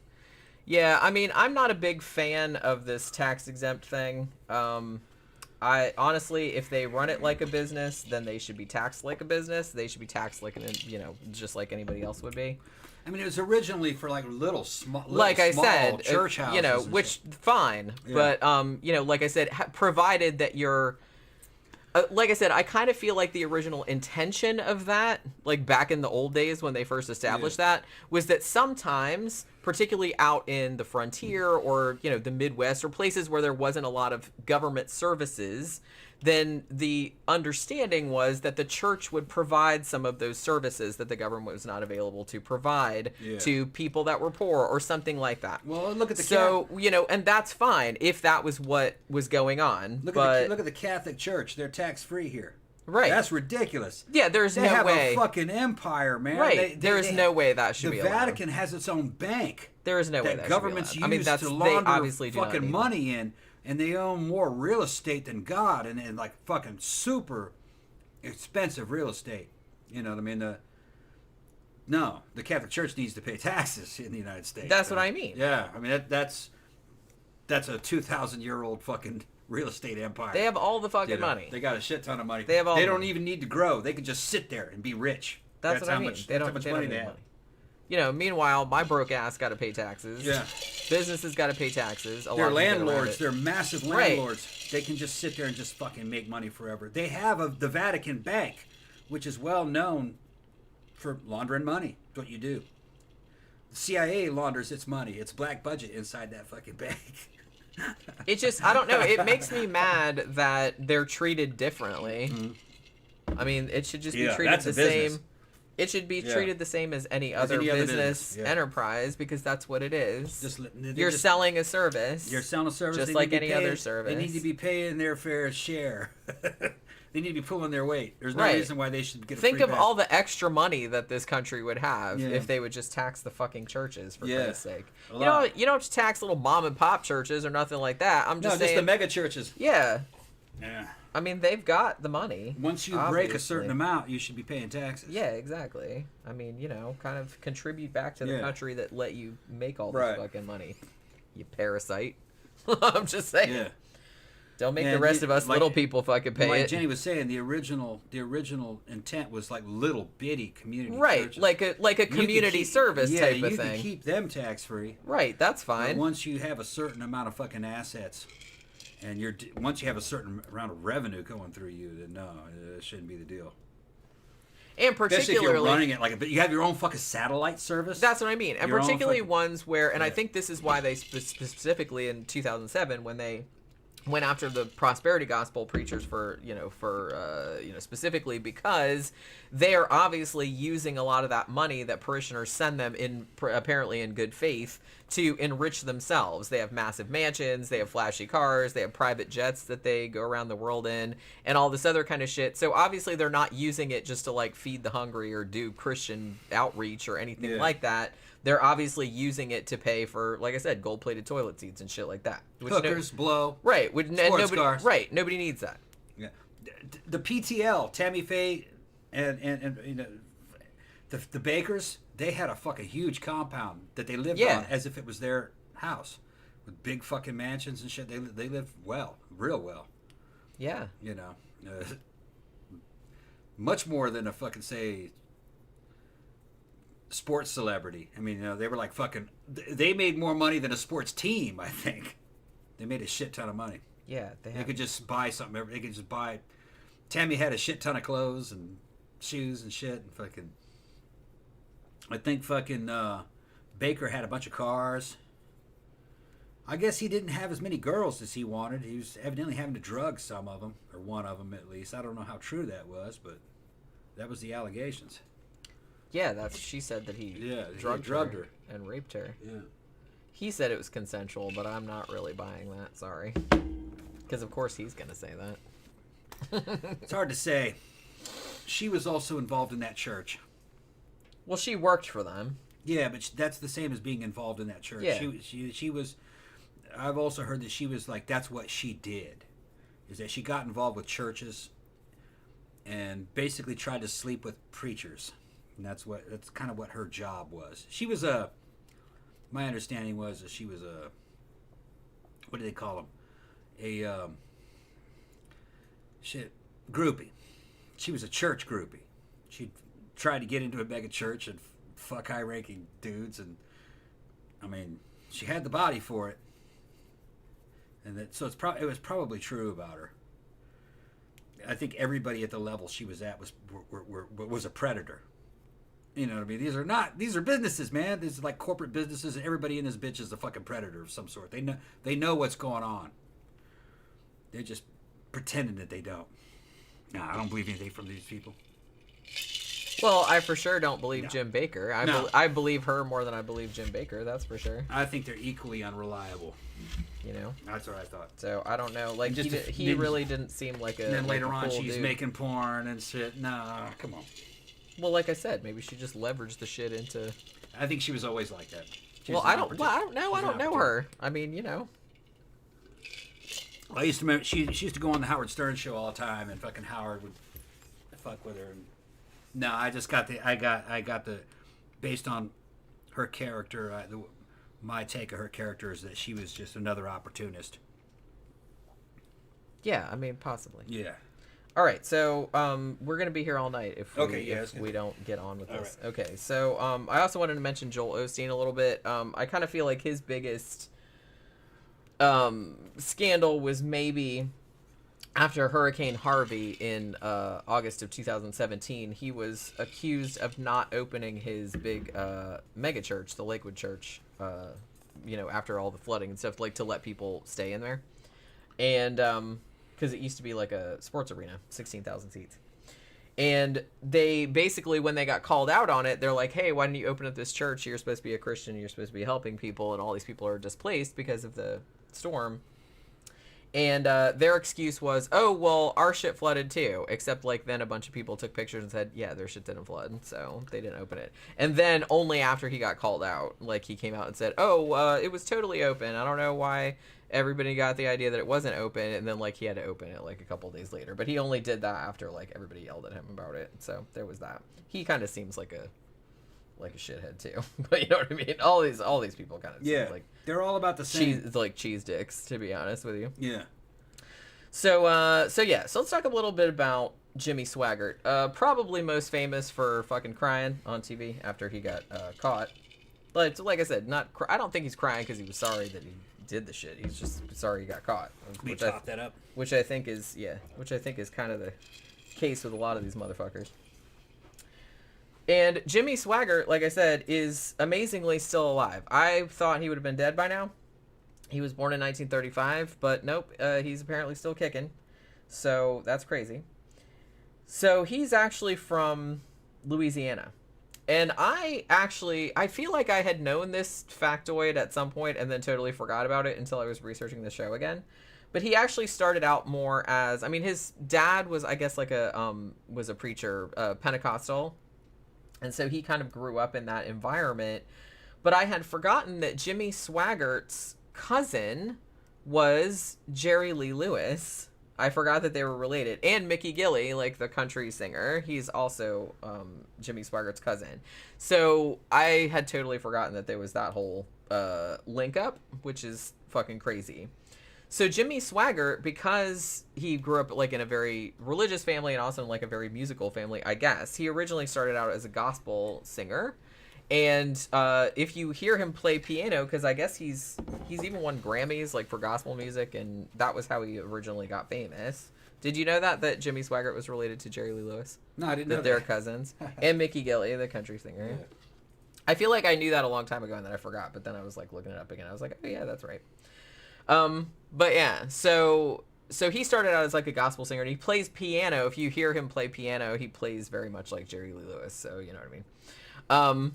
So he started preaching though, like in his parents' ministry, and became an evangelist in 1958. Like I said, he was born in 1935. The bitch is still alive. That's amazing. I guess maybe God does love these motherfuckers because they live forever. They look like old fucking lizard people, and they're still kicking, and they're like fucking 100 years old. To good drugs. I guess. I don't know what the fuck their deal is. Well, it's probably all that money. I'm sure that helps. Money and fucking... they don't live a hard lifestyle. That's true. So, yeah. So, he put out a bunch of gospel albums, as I mentioned, in the 60s. And then he started doing, like, a radio show that had music, but also had him preaching on it. And it got, like, really popular. And his music was really popular as well. Like, he sold, like, a fuck ton of records. And his radio show started getting really popular, so he went to television, And then he started doing a television show in 1975, which eventually went national.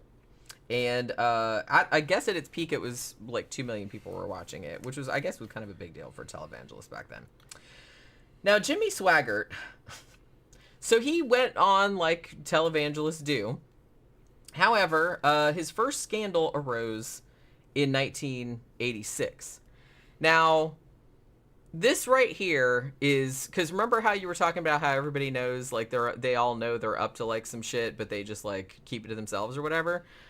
Jimmy Swaggart didn't do that, and I'm just like, this is really dumb, because I was like, that whole phrase about people that living in glass houses and shouldn't throw stones, blah blah blah. He didn't take that advice, because the reason, the way that his first scandal got exposed was he came out and accused this other minister, like the Assemblies of God, like the same place he was at, accused that guy named Marvin Gorman of having a bunch of extramarital affairs. And he just like was on TV like talking about this motherfucker, like he's like immoral, blah blah blah.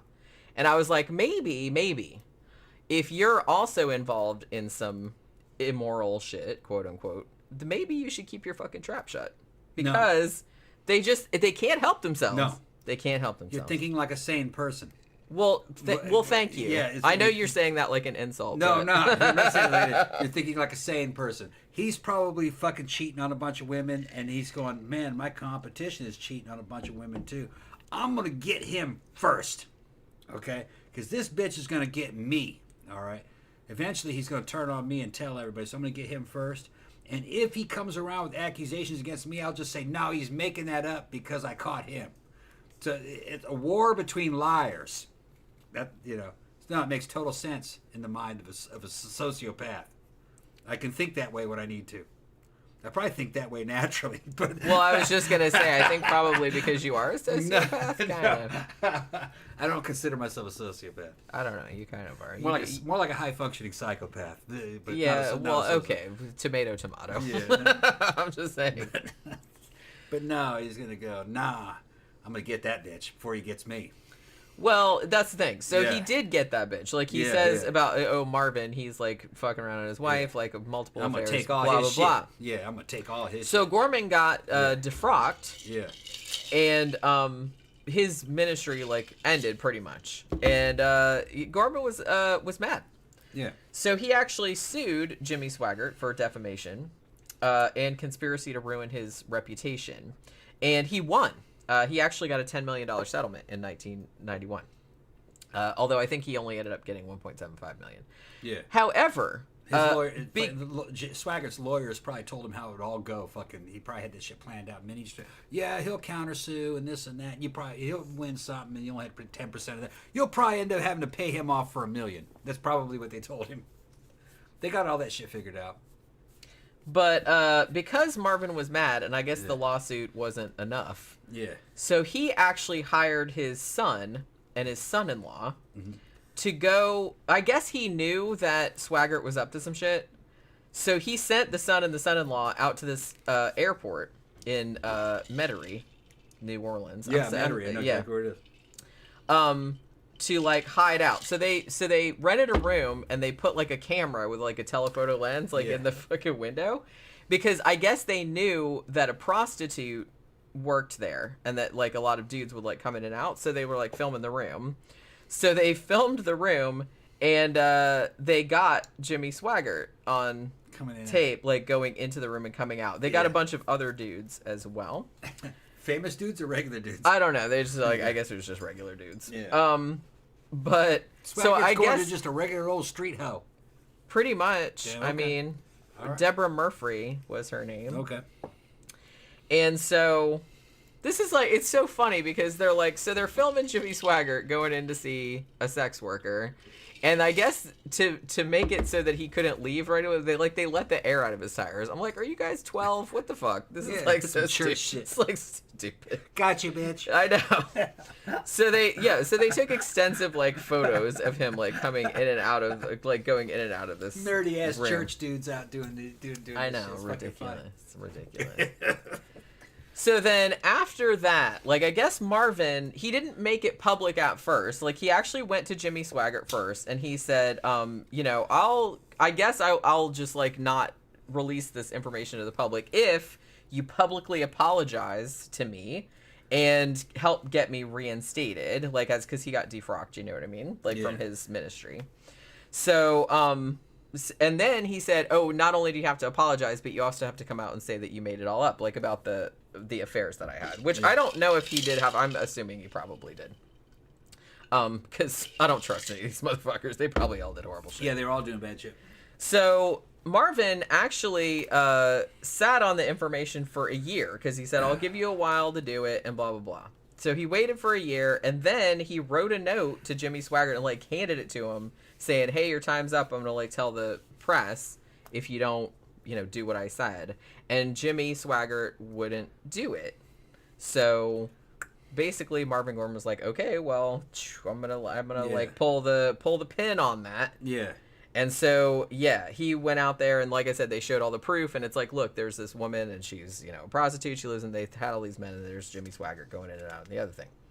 So, after they... Like, I can take that. I can take that blow. Don't worry about it. I'll talk my way out of it. Yeah. Yeah, of course. Well, at first, like, okay, so they brought him in, and I guess, like, they, you know, they have, like, a whole hierarchy for this kind of crap. So they brought Jimmy Swaggart in, and they said, okay, well... they recommended that he should be suspended from broadcasting it for 3 months, which doesn't really seem like that long a time, but whatever. So, basically, okay, so what ended up happening was that the woman, Deborah Murphy. Murphy, like, it's, it's Murphree. Okay. Like, it's I've seen it before, Murphy. but yeah. That's some coon ass fucking spelling right there. That's some Cajun shit. Murphy. Yeah, that's her name. Yeah. Yeah, but she basically she said, better. yeah. Was she red bone or white woman? I don't know. Okay. I don't know. All right. I've never seen a picture of her. Okay. But probably a fucking juicy ass red bone, probably. I don't know. Yeah. But she she said that, you know, she'd engaged in sexual acts with him. She had posed nude for him. Blah blah blah. Yeah. Now they gave her a polygraph test, interestingly, and apparently she failed it. But she kind of wrote that off later as saying, well, she was on coke at the time or something like that. But she basically, like, went on. I think she sold her story. She was going to sell it to the Inquirer, but after she failed the polygraph test, even the Inquirer wouldn't take it, which I was like, wow, that's they at least have. Yeah, I was like, even they have standards. Who knew? She must have been lying her ass off. Because I was like, man, they could have printed anything. But yeah, well, I kind of feel like Swaggart was at first trying to take the tack that, oh, well, you know, it was a setup. But the thing about it was that he admitted that he did it later, so it wasn't a setup. But he tried to make it seem like that, because I kind of feel like that's the go-to that they always kind of say. They first deny it, and then they're like, well, here's a picture of you, like, humping her. It's a setup.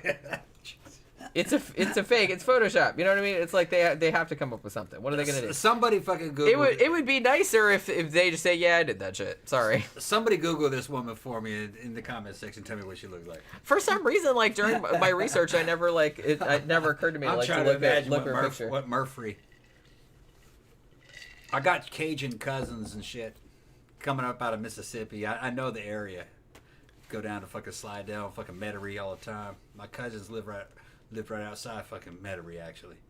So I know where they're talking about. Yeah. Yeah. But yeah, so like I said, the Inquirer were gonna give her. I think they were gonna give her like $100,000, but then they like backed out on it when she failed the polygraph. Yeah. Which, like I said, I didn't even know the Inquirer had standards, but okay, I learned something new today. Yeah. But then Penthouse bought it though, so it went public anyway. So what ended up happening after that, very famously, in February of 1988.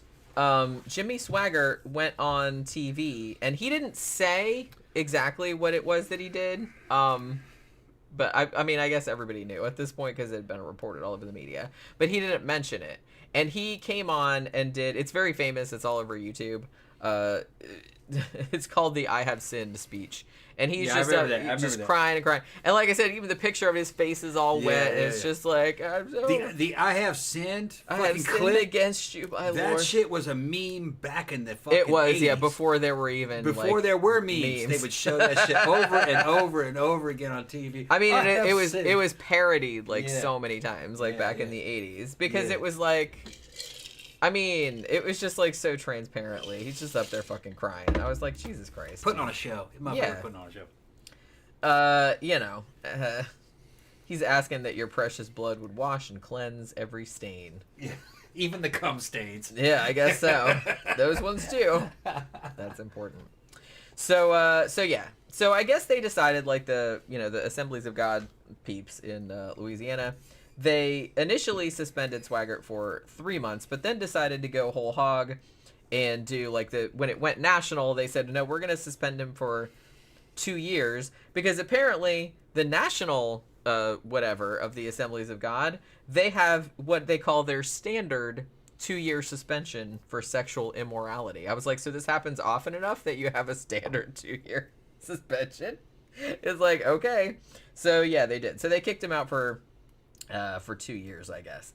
Now, the thing about it was that when they interviewed Jimmy Swaggart, they didn't really think that he was sorry. Like, and he didn't really seem to be genuinely repentant. So then they went ahead and defrocked him. And they took away his ministerial license. So at that point, Jimmy Swaggart went indie. He became a non-denominational Pentecostal minister, because like I said, he was specifically Assemblies of God before, but they kicked him out and wouldn't let him preach anymore, at least in their denomination. So he had to go like be an independent Pentecostal minister. But don't cry for him, because he turned out okay. He actually started Jimmy Swaggart Ministries, and that's in Baton Rouge, Louisiana.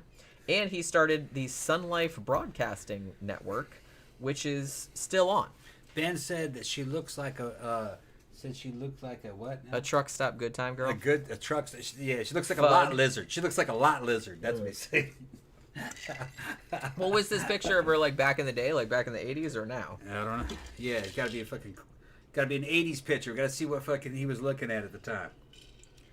Now, had this just been one thing, like I said, I don't begrudge people going to sex workers. Like I said, if everyone is consenting adults, and no one's screwing anyone else over. Decriminalize. I don't have a problem with that at all. Yeah. People can do what they want with their bodies. Who gives a shit? Yeah, I'm just saying, it's like I said, I'm not so much criticizing that, I'm criticizing the hypocrisy of him, preaching against that kind of crap and then doing that kind of crap. Like I said, if you're going to, like, tell other people not to do it, you better not be doing it. Christianity has some weird things, especially, like, Southern Baptist, Pentecost, and they have a very strange interpretation of Scripture, okay, and of the times from which Christianity came. It clearly says that a man has a right to his wife, his wife's handmaidens, and any other servant that the wife has. Okay? So in other words, marriage isn't between a man and a woman. Marriage is between a man, a woman, a woman, a woman, a woman, a woman, a woman, and any other woman that a man wants. That's what real Christian marriage is. Yeah, you can tell men wrote that shit. Yeah. Of course. Yeah. It's between you, your wife, and all her handmaidens, and any other woman that works for her. Yeah, they're all you They're have all- dominion over. You got all dominion of them. over all that. So, Which, like I said, that's what still some sects of the Mormons do that and all that kind and of stuff. there is no stipulation that you can only have one wife. That's nowhere in there. This is something in the imagination of modern Christians. Charlemagne, I think he had 5-6 wives, and he was like head of the Holy Roman Empire, which that really didn't last. That wasn't reality, but really it wasn't up until just the modern era that Christian men only had one wife. Most of them had a bunch of them. And then the idea that you were married in a church is modern. Usually if you were living with a woman, you were married to her. You didn't need any kind. It wasn't until later they decided they could make money off making you marry this woman. You know what I mean? You had to do it in the church. It was about money. But originally, any woman you hung out with too long, you were married to. Y'all have been hanging out too much together. Y'all are married.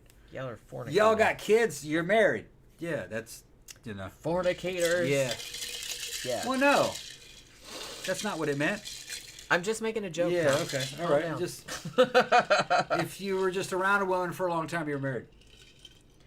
So, speaking of being around a woman for a long time, not really. I was just trying to do a segue. But yeah, so like I said, he went independent, started his own network and stuff like that. So, like I said, he was fine. But then, because dude just can't learn, only a little while later, in October of 1991, he got pulled over by the cops for driving on the wrong side of the road, which I don't know why the fuck he was doing that. And in the passenger seat of the car was yet another sex worker, Rosemary Garcia. She said that Jimmy Swaggart, she had been on the side of the road, plying her trade, and Jimmy Swaggart stopped the car and proposed sex to her. So he'll pick up streetwalkers. Yeah. Damn. And she told the press, she said, he asked me for sex. I mean, that's why he stopped me. That's what I do. I'm a prostitute. And I was like, I like this girl already. Yeah. But I like her forthrightness. I just think it's funny that this guy with all this money is just going for streetwalkers. He's not even, fuck those. Well, that's his kink, I guess. That's his kink, yeah. He's talking about kink. Yeah, that's definitely. He's not even going for the fucking call girls. You know what I mean? Because, like I said, safer. He likes danger. This dude likes danger. That's what I'm saying. Yeah. Because a dude like that could afford, not only I don't want to say like a higher class, but something that was more discreet is what I'm saying. Yeah. Like you could do it where you didn't get caught. You're cruising down the street on the wrong side of the fucking road and just picking up sex workers that are just on the side of the street. Yeah, and he's not going for $1,000 high class call girl who's not just totally run through. You know what I mean? Fucking, he's going for bottom of the barrel, like totally just run through. Public. Like woman. I said, maybe that was his kink. It's got to be. That's the only explanation. I'm not judging. I'm if just you've saying. got money. And you're hard up like that, you need the help of a professional. You're not going to go for a fucking street girl. You're going to go for a real pro, she lives off the backs of a couple of whales, you know what I mean? Maybe she's got 10, 15 clients, the regular ones. She might only have 4 clients that are fucking just Dubai level fucking whales, So she's not busted out, She's probably screwing less dudes than your average chick at the club, so he could afford that. So this tells me that this is kink. Yeah, he likes a bad girl. That's what I. He likes a bad girl. Yeah. Maybe on some level he wanted to get caught. Why would you, if you had a sex worker in your car, why would you be driving down the wrong side of the road? For one thing. Because he's breaking all the rules. That's what I mean. Fuck it. Fuck it. I'm gonna drive on the other side of the road with my hoe. Yeah. Yeah. He's being do something to me, bitches. Yeah, he's being God's on my side. He's being gangster. I guess. Yeah, God's gangster. Ben said some of those evangelists had to be careful about how they paid for sex services. They were paranoid about their hotel bills or sex service charges being made public. Yeah, I mean, and I could see that. Like, if you didn't want that getting out, but there's ways to get around it. No. There are guys that they could have fucking contacted in Vegas that could have given them clean women that were just untraceable. Like I said, there's ways to get around. There's ways to get around that because it's not just evangelists. Anybody that doesn't want to get caught with that kind of thing, whether it's politicians or whatever the fuck, there's ways to get around that situation. The fact that Jimmy Swaggart did that, like just picked up a woman on the side of the road and then was driving down the wrong side of the road and then got pulled over by the cops, that says to me, it just seemed like he wanted to get caught. I'm just saying. Oracle said, I have to wonder if he felt he was under divine protection. Maybe. Either he really wanted to get caught or he just thought he was so awesome that he could just do whatever. Well, and the thing about it, too, was that this time... So, like, the first time he gets caught with, like, a prostitute, and at first he tries to, like, deny it and everything, but then he's like, yeah, I did that shit. And then, like, he's on TV crying about it, like, oh, everybody feel bad for me, and Jesus forgive me, and blah, blah, blah, and all that other bullshit. But then, this second time, which was only a couple of years later... Like, he goes in front of his congregation and basically says it's none of you guys' damn business. Basically. Which, like I said, it wouldn't be it wouldn't be anybody's business if your whole, like, shtick and your whole, like, the way that you make money is by telling other people what to do and claiming to be righteous and everything like that. Like, it wouldn't be anybody's business, but you're making it everyone's business by doing that. So, yeah, so basically said, the Lord told me it's none of your business. That's what he told the fucking congregation. So, so basically after that, even though, so I guess, like, a lot of his congregation, a lot of whoever was running this shit, like, weren't happy about it, not good optics. So, essentially, the Jimmy Swaggart's son, he had a son named Donnie, and, he's like, yeah, Dad's gonna be stepping down for a little while. He's gotta go, like, get some counseling and shit like that. So, yeah, that's what he did. So, so Donnie took the shit over. But as I mentioned, Jimmy Swaggart is still alive, and he is currently a senior pastor at the Family Worship Center in Baton Rouge, Louisiana, that he founded. And they still have that Family Worship Center. They still have, he still does a telecast. They still have radio and TV shows, several of them on the Sun Life Radio Network. They still have that. They still have a satellite TV network. All of that. His wife Frances also has a show called Frances and Friends. They do, like, Bible study programs, all that kind of shit. Mostly it seems like the son is running it now, but Jimmy Swaggart is still around, which kills me. But I was just like, you weren't here for the second thing, but, like, the second time when he got caught with the second prostitute, he basically told the congregation, Jesus said it's none of your business. That's awesome. I didn't want you He should have played that from the very beginning. Jesus says it's none of your business between me and Jesus. This is me and my sins, okay? Which, like I said, it wouldn't be anybody's business if you didn't like. Let's drop in your nuts on the congregation. Let me drop the nuts on the congregation. Y'all fuck off. Right? I do what I want. I do what I want. He's like Pookie. I say that all the time too. Well, that's what we say in regards to Pookie all the time, because Pookie definitely is like, I do what I want. I do what I want. That's what she does. But yeah, Jimmy Swaggart does what he wants to. And obviously, like, that's another thing that kind of pisses me off about these people is that as much as, like I said, Jim Baker did it, Jimmy Swaggart did it, it's like as much as they get caught doing nefarious shit and then, like, they piss and moan and cry about it and how persecuted they are, but then like years later they're still millionaires and they're still on TV and stuff. I'm like, oh, boo-hoo. Oracle in there is commenting, what is this? Is this divine protection? If he felt like he was under divine or is this protection? Does this speak to a self-destructive streak? Yeah. Okay. Might be a little bit of both, honestly. Maybe. But Oracle, as a man, I'm going to say that what it was more along the lines of just ego. He was feeling good about himself, that he could get away with anything. All right? That you got to watch people like that. Yeah. I don't think it had anything to do with God, per se. I don't really think that these guys are actually religious. I think they're fucking psychos. And I think he was just like, I can do whatever I want. I run this motherfucker. That's what he's thinking at the time. I can pick up these fucking bent-ass, busted-out hoes and screw them and no one will know. I can drive on the other side of the road and no one will know I'm unaccountable. Yeah, I'm unaccountable. Nobody can make me pay for anything. I think that's what he's doing. Well, and the thing about it is and it's probably because he's normally pretty restricted inside this little fucking shell of the church, and he's getting sick of that shit, and when nobody's watching, he fucking acts a fool. Well, and I was going to say, too, is that you can't really, like, blame them for thinking that because, like, in a lot of ways, particularly in the 80s and stuff, is that, there would be a big scandal and there'd be free money, but then, like, they would usually land on their feet and then it's like, oh, well, shit, I can just do all kind of bad shit. And it's like, I just got to go on TV and cry and say how sorry I am, but then I could just go back to raking in, like, all these rubes will still send me money. Yeah, it probably fucks with your mind. Yeah, because, like, they might get to a point where it's like, I can do whatever the fuck I want. It's like, this isn't gonna go away. And they probably have little fits and shit. And then they have to act a certain way around everybody else when they're at the church land where they're working in this business, you know what I mean? And they have to act holier-than-thou, and that becomes a burden. These are the kind of dudes that, if they could get away with it, would hire a dominatrix to make them drink out of the toilet and make them take it up the ass. They're that kind of guy.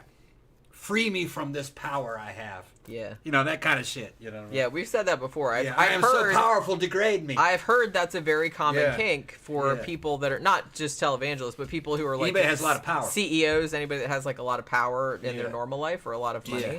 Treat me like shit. Yeah, they want to be treated like Yeah. a dog, essentially. Yeah. They want to like drink out of the toilet and like wear a dog collar and They get want like some- have somebody step on their testicles. Want and some all that chick kind to of fucking peg him?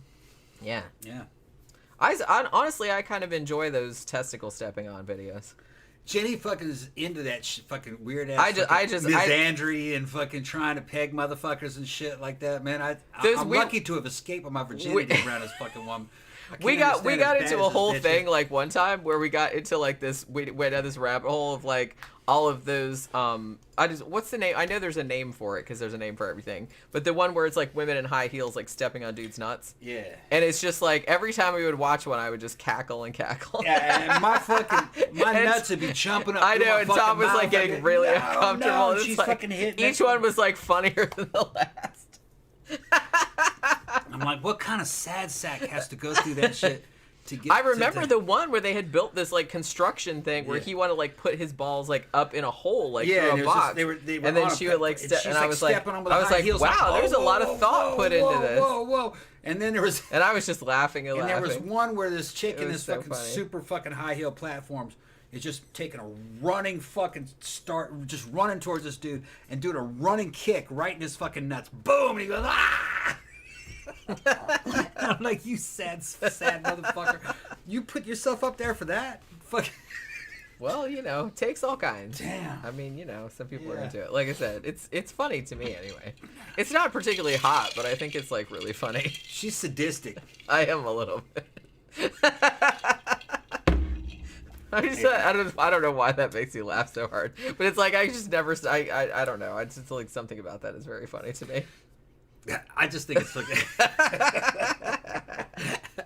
I just feel pitiful for these motherfuckers. Something to do. Maybe that's why it's funny Just to like, me. what the fuck? I don't know. Like I said, I don't judge other people's weird kinks. Why Like a do lot you of people have why- weird kinks, but you know what I Is mean. that what it takes to get you off, man? What the fuck is wrong with you? That's gotta hurt. I feel like. I mean, you know, I wouldn't want anybody like, you know, kicking me in the cooch or anything like that, and I'm sure that doesn't hurt nearly as much. But, you know, I'm just saying. Oracle said, as a preacher's kid, I view televangelists with an extra skeptical eye. My dad didn't like them, to put it mildly. But then Dad didn't get ordained to get rich. He wanted to help people. Yeah, I kind of feel like that's kind of the shitty thing is that, you know, I'm not saying that some of these, like, some people that are ministers and things like that, like, they do genuinely believe and they do genuinely want to help people, and that's why they get into it. But those are not the ones that get rich, sadly. Yeah, no. You're not going to get rich being a good person. Yeah, and that's, like, one of the shitty things about the world is, like, Yeah. usually, like, the worst people. Yeah. The closer you are to a Because- fucking total psychopath, the richer you're Well, gonna because get. it's easier to make money if you don't care about who you step on or who you fuck 'Cause over. You must annihilate. if you don't have a conscience. You must annihilate the competition, and some of the competition is internal, and it's your friends. They just fuck people over, and they do shit that ends up fucking making tens of thousands, sometimes millions of people unemployed, and they still do it. Yeah. They would like, well, somebody else would do it. You know what I mean? Yeah. Might as well be me pulling the trigger on this, because anybody else would pull the trigger on it. It would just be somebody else. That's another thing. That's the thing. Well, that's another thing that I've noticed about people like that. Yeah. Is that they're terrible, so they assume everyone else is terrible as well. Like, they don't seem to be able to fathom that other people wouldn't do the same things that they do. Like, they think I think at that everyone's level, though, I think at that level it is. Well, at way. that level, but I'm just saying in general. Like, I don't think they don't seem to be able to fathom that everyone in the world is not as terrible as Look they at are. Pookie hoarding over that. Look at her lording over that hoard of fucking toys. The big pile of toys, and she's sitting over there looking at it like the dragon out of fucking Smog the Dragon out of The Hobbit and shit. Yeah, those are your toys. Yeah, Look. she's over there like sitting on the pile of. Those are all my babies. Sitting on the pile of babies, like all the little toys. Stuffed animal toys. Yeah. All right, so let's talk about. We want to talk about Jim and Tammy Faye, and then I want to talk about Ted Haggard. Okay. Yeah, we're gonna go. I'm gonna go ahead and defend Tammy a little bit. Well, I already did. Yeah. She seemed like an okay person. Like I said, She got caught up. She wasn't a fantastic person because, like I said, I'm pretty sure she knew about all that fraud and bullshit. She came from nothing and hooked up with this dude. But she seemed like she seemed like a decent person. She was a good person. Deep down. She had issues, but a lot of people have issues. She needed to get laid by a good man. That was part of it. She didn't have a good man. He did give her a bunch of money and make her rich, but... That's not really the same thing, though. I mean, that's not really as fulfilling as... Yeah, she was not fulfilled. Yeah, and I kind of feel like... I haven't read her... She's wrote a couple memoirs, before she died, but she... And they kind of went into this in the movie a little bit, too, but she always just felt very lonely. Yeah. And it wasn't just because Jim was always, like, fucking around on her. It was that he was, like, so wrapped up... Once they started making money, he got so wrapped up in... constantly like making money and building new shit and everything like that he was like never home, and he never paid her any attention and stuff like that. So she was kind of stuck in this palatial mansion, like raising the kids by herself, and he didn't like, he was never around, you know what I mean? And she didn't like that. I'm pretty sure he was more gay than straight. Maybe. Like I said, there were a lot of, they didn't really go into it a lot. I think they brought it up. It's been brought up a few times that he had relations with, men and women. But they don't really go on as much about that as they do about like Ted Haggard. But I mean, we'll get into that in a little bit too. But I don't know. I don't know why that is. But so Jim and Tammy Faye, and if you have HBO Max, I mentioned this earlier.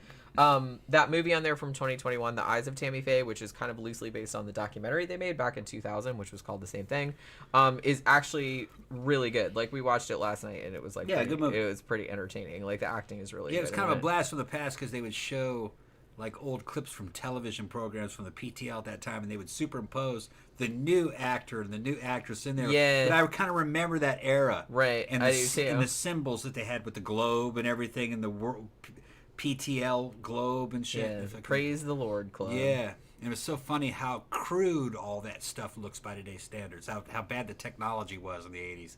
I like that in the movie they really did try to like replicate that shitty looking shot on video. Shitty shot on video, fucking terrible superimposers and stuff. Yeah. I mean, they did a good job. But so Tammy Faye was actually from Minnesota. And because you were saying, like, while we were watching the movie, it's like, why is she talking like that? I said, because she's from Minnesota. So why is she talking like a Yankee? I thought she was Southern. She goes, no, Minnesota. No, she's from Minnesota. And Jim Baker is from Michigan. Okay. But they actually... I just assumed that they were Southern. No. Why? Because of how they look and because of how they looked and how they talked and the PTL and shit. That went over real well in the South. So I assumed they were Southern. Nah, they're Midwestern. But I kind of feel like after, I don't remember if this was at the same time as Tammy Faye or after Tammy Faye, if she was like a trendsetter or whatever, but I do kind of feel like in the evangelist world, there was kind of a little bit of a mini boomlet in crazy looking women, like women with like big fucking huge hair helmets and like crazy fucking clown makeup and shit like that. Tammy thought she was Betty Boop, I believe. They kind of went into that in the movie a little bit. Yeah. The famous images of fucking Tammy was a little short, rotund kind of woman, chubby, with a big, round, chubby face, big cheeks, and these ridiculous fucking eye makeup. Just ridiculous eye makeup. Huge false eyelashes and shit. Come to think of it, that's Betty Boop is what she's talking about, but it was 80s colorized Betty Boop. The thing is that she was actually, that's how she ended up. She was actually very cute. She was a cute little chick. Yeah, we Googled some pictures of her like when really she very was cute. young, when she was really young. She was a good person. She just got caught up in this shit, really. Got caught up with the wrong guy. Yeah. I think, it'd be a good... It does kind of seem like that. Like I said, I don't want to excuse her completely because she's not completely... I don't think she. Well, the money was racking in. She's just going along with the flow. She's just going along with it. How could she stop it? Fucking, her husband wouldn't let her stop that shit, and she kind of rebelled against him with the gay stuff. Yeah, she did that like without his. Yeah, knowledge. she did a lot of. Because, like I said, she seemed like a genuinely good person who really did genuinely love people. Like she really did like people. And Jim was at least bisexual. So her coming out with the AIDS thing and helping gay people, it was in a way kind of like supporting Jim. Jim was gay. He would have been considered LGBT by today's standards. He wouldn't have wanted it to be seen that way, but that's what he was. He was closet. He was in the closet. See, like I said, I'm just. So I really wish. Like I said, I don't think like. she cared about him. Yeah. You know what I mean? I think She did. I think she loved him. So, and I'm not sure it was really returned. I think he thought she was annoying. I think it seemed like at first. Like, I think he was into her at first. When she was young and pretty.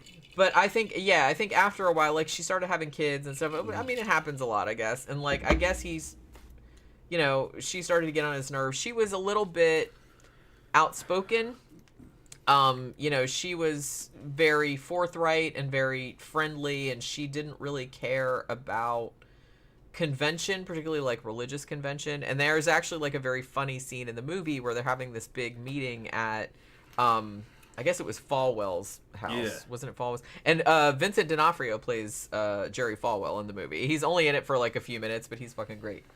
So so they had that, and she just like she was supposed to unspoken like go sit with the women and talk about women stuff, but she didn't want to do that. And so she just dragged a chair over and sat at the table with all the men and started like kind of debating with them and stuff, and all the dudes were like getting super uncomfortable, like kind of like, hey Jim, like rein in your wife or whatever. We're the priest class, but she wasn't aware of it because she was just kind of like being the way she was, you know what I mean? Well, like I said before, when this was all going down, this PTL was the one I remembered the most. Yeah. It's the one that stood out the most. And I had a Christian background, of course, coming up out of a Christian military academy and Christian relatives, and I'd been to church. Well, not regularly, but I had been. And I knew the basics. PTL was the least Christian of them. It was not that religious. It was more like a variety show that had a generic Christian veneer over it. It was more like entertainment than anything. Entertainment for Christians more than a preacher show. I don't remember any preaching happening in it. It was just a bunch of guests. I'd put it up there with like Ricky Lake.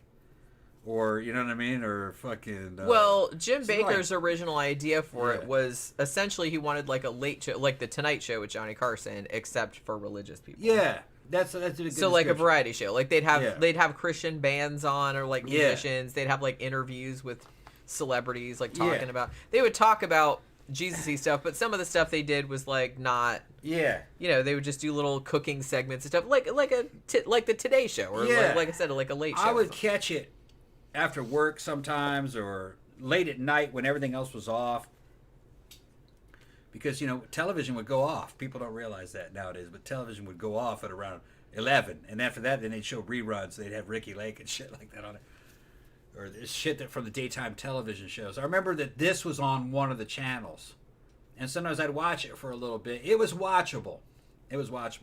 I would goof on it a little bit, but it was watchable. But this one struck me as the least religious. Yeah. It was just Christian motif, really. Oracle said Tammy was better than the average televangelist because she was nice to an AIDS patient when so many others shunned and scorned them. Yeah, particularly in the 80s. Like I said, we were talking about that earlier. So if there was any divine justice in this world, Jim Baker would have got cancer instead of her. Right. And it's like, I know it's uncharitable to think that, but I was just like, why are all these old, horrible reptilian motherfuckers still alive? And Tammy Faye, like, who seemed like the only decent one among them, is dead. Tammy was nice. That's what I mean. She seemed like a nice person. Yeah. Like, she was kind of ridiculous. Oh, yeah. She was ridiculous. She was getting high on fucking medication and shit. But... Well, they gave her Ativan, and she got addicted to it. She had to go to Betty Ford. Yeah. You know, it was a whole thing. But like I said, I kind of feel bad for her, though. Like, you know, I'm not saying she was a fantastic out of all person, those but out of all of them, out of all the like fucking these lizard people, and they were lizard people. I know the other definitions, like the AJ version of lizard people or whatever. Yeah, these are still lizard people. Okay, out of all of them, you could kind of probably hang out with Tammy. Yeah, I wouldn't mind. I wouldn't have minded hanging out with her. But She seemed okay. She was funny. Yeah, she seemed okay. Yeah. She probably would have been a hoot. Yeah. To hang out with. So Tammy's like some shit that you'd bring her to a fucking fetish show, and she would try to rationalize that. And the next thing you know, you'd have her in PVC and stuff. She seemed like she'd probably get into it. She'd get into that, yeah. She's like, we're going to make you a dominatrix. And she's like, oh, yeah, I can do that. I'll be a dominatrix for Jesus. You know, a dominatrix for Jesus. Yeah, she tried to turn that shit around. Yeah. So these two actually met in 1960. They were both students at the North Central Bible College that's in Minneapolis. And apparently, according to Tammy at least, Jim basically asked her to marry him like on their first date. So love at first sight, I guess. She was cute though. Yeah. Like I said, we googled like pictures of her. Yeah, she's cute. Because I kind of feel like you say Tammy Faye. Well, she was Tammy Faye Bakker, right? Because she married again like before she died. But like which I'll get into that in a minute too. How tall was she? Do you think? I have five no idea. feet maybe. I don't know. Okay. I forgot what I was going with that. Okay, so anyway, so they got married like not too long after meeting each other, and then a year later they both dropped out of college because they both wanted to be. They essentially wanted to start a ministry. They wanted to travel around the country and do. I feel like essentially they wanted to do tent revivals, you know what I mean, where they would go, because she would sing and play the accordion and stuff, and then he would preach. So that was kind of what they wanted to do. And they were also Assemblies of God, just like Jimmy Swaggart. So so they would travel around in a car and go to wherever would have them. And they also started a puppet show, which was, for kids, with the puppets talking about Jesus and whatnot. And I guess they had been doing that for a little while, and their puppet show came to the attention of Pat Robertson, who we mentioned earlier, who owned CBN, the Christian Broadcasting Network. And he thought that the puppet show was a good idea, so he said, well, hey, I'll put it on my channel, you know what I mean, on my TV show. Now, so Jim was like, okay, well, if the puppet show, which I think was originally just called Jim and Tammy, or the Jim and Tammy show, or something like that, they said, if that does well, then can I do a show? Like I said, he wanted to do like something like the Johnny Carson, like the Tonight Show, but with a religious angle. So obviously the puppet show was very successful. So basically they said, okay, then we'll let you do this kind of show that you're doing. So they started doing that, the 700 Club, and that was obviously very successful. So Jim and Tammy started getting famous like pretty quickly, and again, like, Tammy started having kids. They had a daughter whose name was also Tammy. They called her Sissy though, and then they also had a son whose name was Jay Charles. And then they moved to Charlotte, North Carolina, and that's where Jim founded PTL, the satellite network. That was in 1974, which I guess he was one of the first to start that whole satellite thing. They kind of portrayed in the movie of him talking to he was talking to Jerry Falwell, right? Yeah. And Jerry Falwell was like, yeah, we got 2 million people like watching our TV show, and Jim Bakker is like, yeah, we have a satellite network, and we got like 40 million people watching our show, or 200 million, or something like ridiculous amount, because of the satellite. It's like, it was a satellite. It's floating around up there on Earth, because they didn't know what satellites were back then, I guess. But yeah, so I guess I don't think he was like the first one to do that, but he was definitely one of the innovators, I guess, or pioneers in that regard. Yeah, I don't know if it was his satellite or if he was just paying to piggyback on it. It was never really clear, huh? Did they launch their own satellite? I doubt it. They must have been renting Although space that's on a the satellite. thing, I kind of feel like back then you might have had to. Because it's not like nowadays when there's like 40 bajillion satellites up there and you can just ping shit off whatever, but it's like... Maybe there was a satellite up there that you could rent space on. I don't know. Yeah, I don't know how it worked back in the 70s. I was just a little kid then. Julianne said Tammy was 4'11", and Jim was only 5'4". Holy shit. Okay. I didn't realize he was that short. That's shorter than me. That's only an inch taller than I am. Yeah. Because I'm only 4'11". I could tell she was a small-statured woman. Yeah. Which is unforgiving for weight. But she was cute, very cute. If you look at old pictures of her, you can Google them. She was much cuter without all that makeup. Yeah. But after a while, she didn't really have a choice because she got everything tattooed on. Well, she Yeah, didn't yeah. get all of it tattooed on. Like, she got lip liner tattooed on. Okay. She got eyeliner tattooed on. And she Alright. got eyebrow pencil tattooed on. Okay. But I'm pretty sure she would always put on, like, the lashes Okay. and the ridiculous eyeshadow. Yeah, which it is like white it's like above it. frosty blue Yeah, with yeah. like white up Yeah. here, like, but yeah. She committed to a certain look that was frozen in time. Well, and then I kind of feel like she was pretty self-aware because Yeah. after a while, everyone associated her with that look, and she's like, "Well, I can't change it now because that's like her brand." Yeah. Because she would have the lashes on, all this mascara, and then she would cry on Yeah. TV, and like mascara would be running down her face. She's like, that's almost like her trademark now, so she Yeah. can't like go back on it. Yeah, and it's definitely Betty Boop.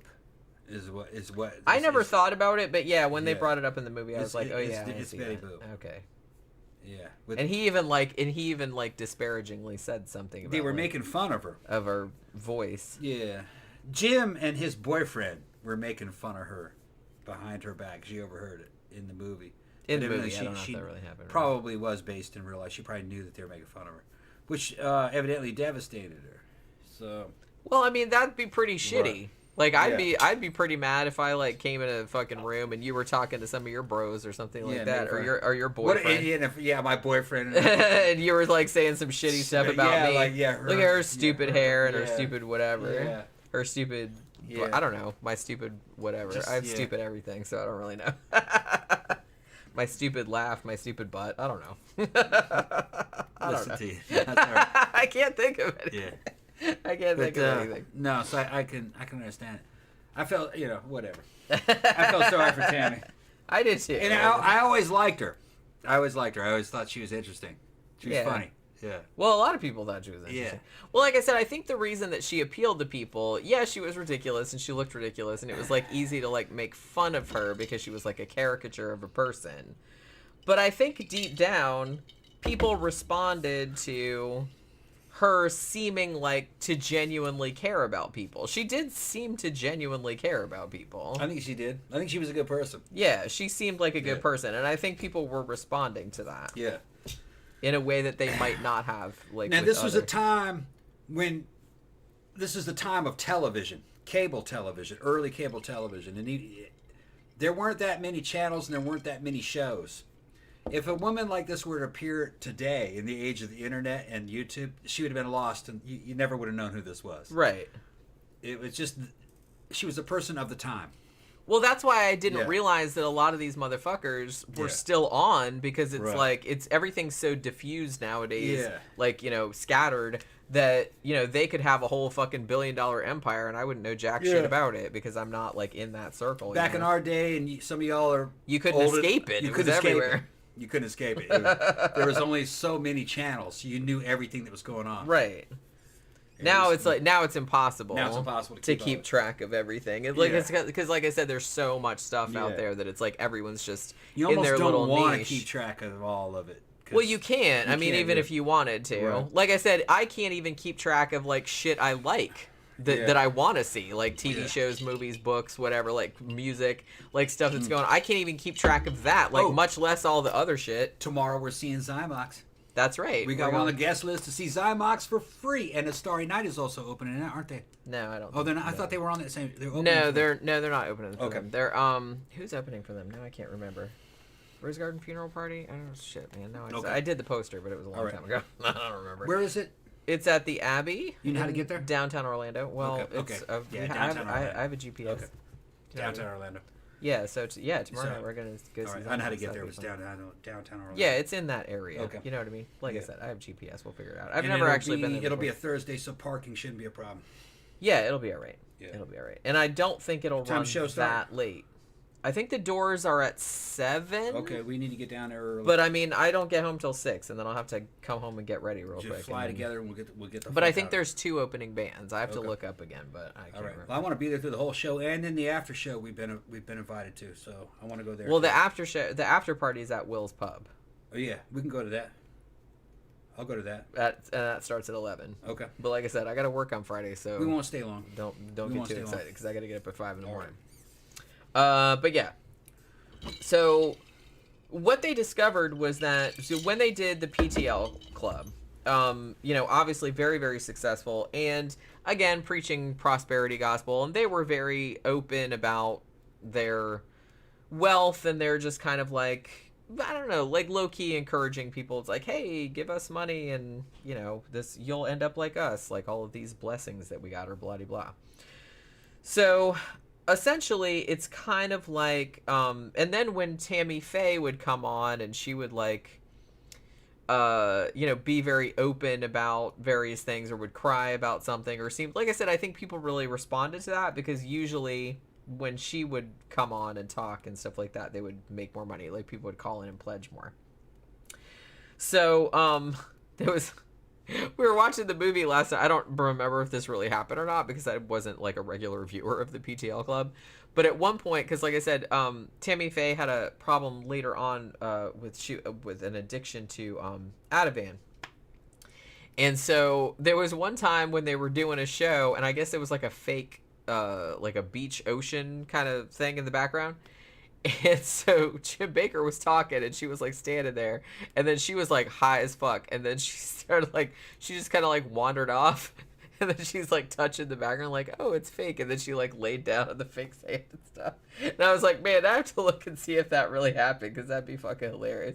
That poor lady. She didn't know what the fuck was going on there. She was like so fucking high. But yeah, so so yeah. Now, while all this stuff, while they were getting super successful, like I said, I kind of feel like everyone knew who they were at this point, like in the 1980s. But apparently behind the scenes, at least according to Tammy Faye's later memoirs, shit wasn't going so well, like, in their marriage, you know what I mean?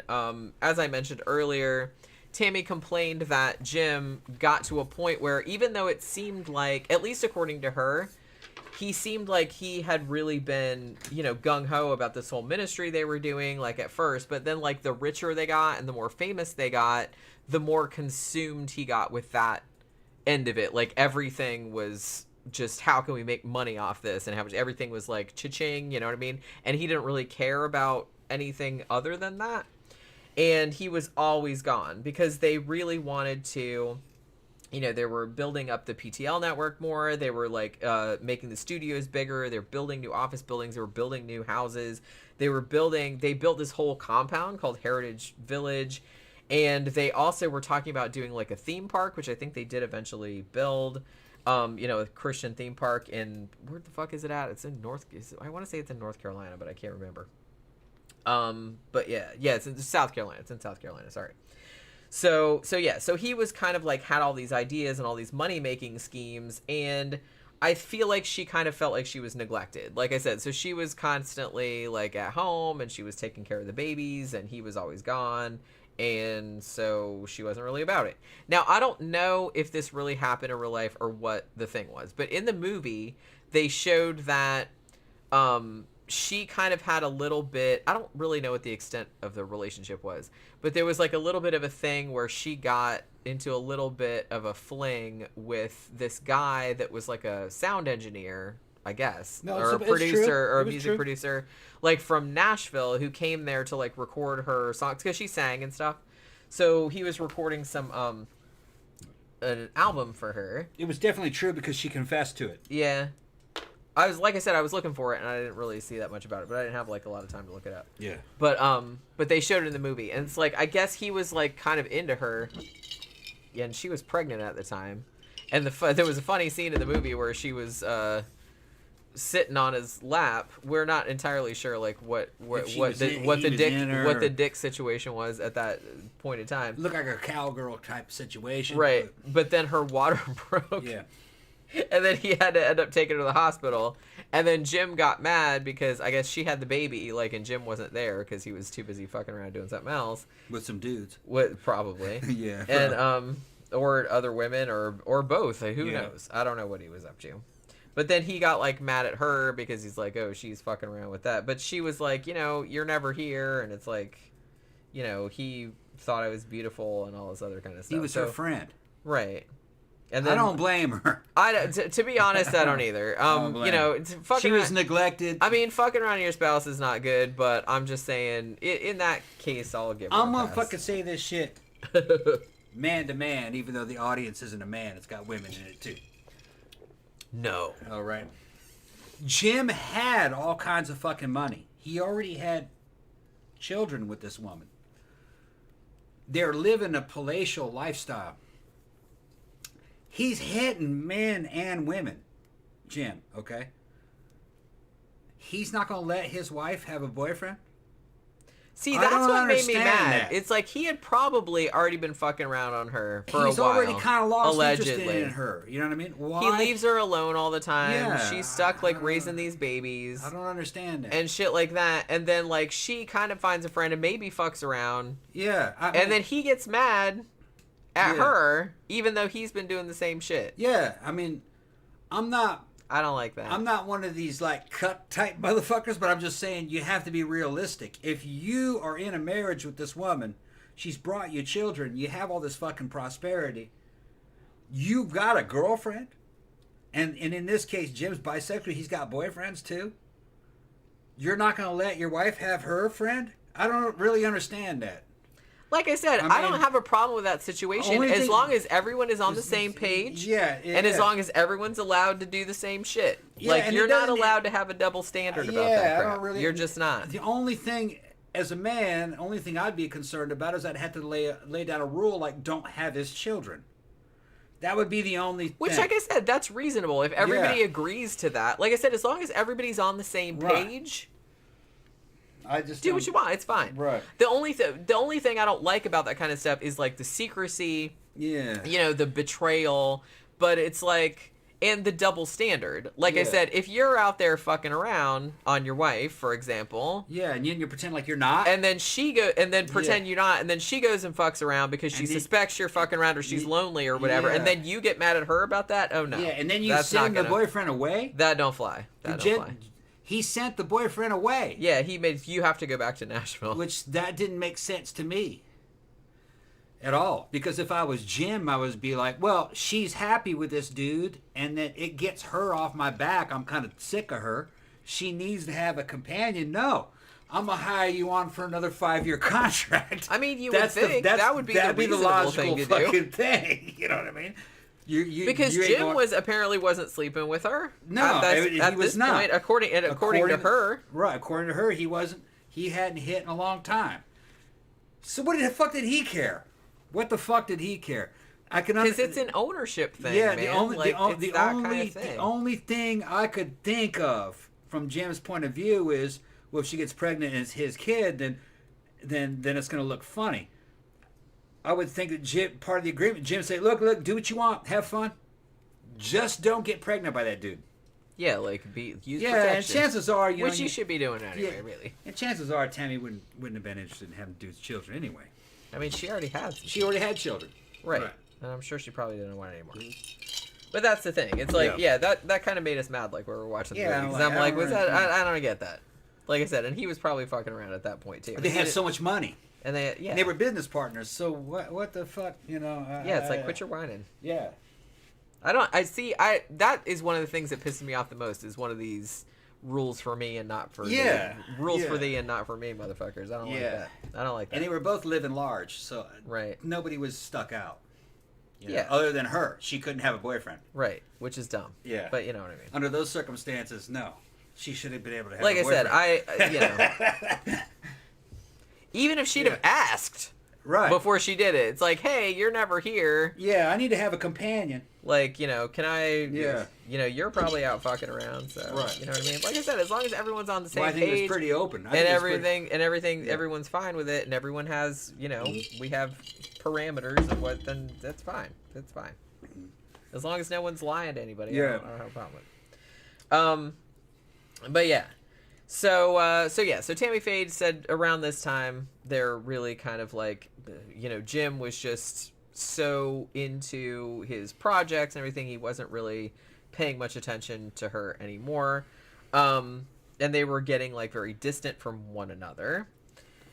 So in 1978, so like I said, this is quite a while ago, They started building the Christian theme park that I mentioned earlier, which is called Heritage USA, because their compound before was called Heritage Village. So they built this big theme park, and it's in South Carolina. I don't know if it's there anymore, but like at the time that they built it, it was one of the most popular theme parks in the United States. Now you have to think this was like in the 70s, and there weren't a lot of theme parks other than like Disneyland and Disney World. So, you know what I mean? Like a lot of the theme parks we had back in the 70s were kind of lame. So you know, this one was kind of popular. And they had like almost 5 million visitors a year, which is crazy. Super chats are active, people. In case you don't know, I haven't seen a single super chat up there. I'm passing the plate, passing the goddamn collection plate around. Just like a televangelist. Look at all the work Jenny did on this fucking show. This was a fun show to do, actually. It's a fun show, though. Yeah. Yeah. I mean, this is a fun topic. Well, it's not. I mean, it's kind of depressing, but it's not depressing in the same way that a lot of the shit that we talk about is. So you know what I mean. At least we can kind of like goof on it and not feel too bad. But yeah. So basically, it's kind of like. Obviously, by the time that the 80s had rolled around and they'd kind of become a little bit of a punchline, and because of all the money they were clearly spending, they weren't like real secretive about it. They also found out that in 1987, there was a big revelation that Jim had allegedly used about $279,000. I've heard $350,000 also. Money from PTL, like so money from that was donated to the Praise the Lord Club or whatever. And he was trying to buy the silence of Jessica Hahn, who at the time was 21 years old. She was a church secretary, and she made the claim that Jim had sexually assaulted her in a hotel in Florida in 1980. And these allegations were going to go public, so he attempted to kind of make an end run about it by giving his friend, who was one of the guys that was the builder that worked on Heritage USA, that actually married Tammy Faye later on, like after her and Jim divorced. But he was the one that offered her the money. Yeah, now Jessica, I haven't seen her in a long time, but back in the 80s, 90s fucking style, she was hot back then. Stacked. Nice figure. Long, dark hair and shit. She ended up doing some fucking layouts later on now that she got fit. Thank you very much. Thank you, Jeffy Art. Thank you, Jeffy. What do you say? Sound of my last $2 until payday. Don't give us your last $2. Not the last $2, Heaven's bro. sakes. Thank you, Jeff. But you could have bought like a burrito with that or something. Yeah. But no, fucking, I can understand how Jessica caught his attention. I was under the impression, though, that based on the totality of what I had heard, she was a church groupie. Jessica was. She was gunning for big bucks, trying to land her a big-time preacher. Because these guys were the rock stars of their era in a certain way. Well, I mean, if you were in certain circles. In certain circles. I mean, we had good rock stars. Yeah, this is... in the 80s. This was like the lame rock star. It's just got... I hate to say it. It's like, I don't want to pick on Christians all the time, but it's like the whole Christian entertainment subgenre, if we want to call it that. It was like second rate, third rate. Yeah, it's just never as good, and it's like they just can't manage it. No.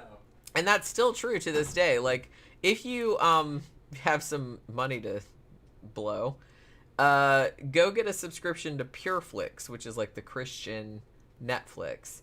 Or better yet, just like watch free YouTube videos of people like making fun of the shit that's on there. Because then you don't have to actually watch it and like kill your brain cells. But it's just never...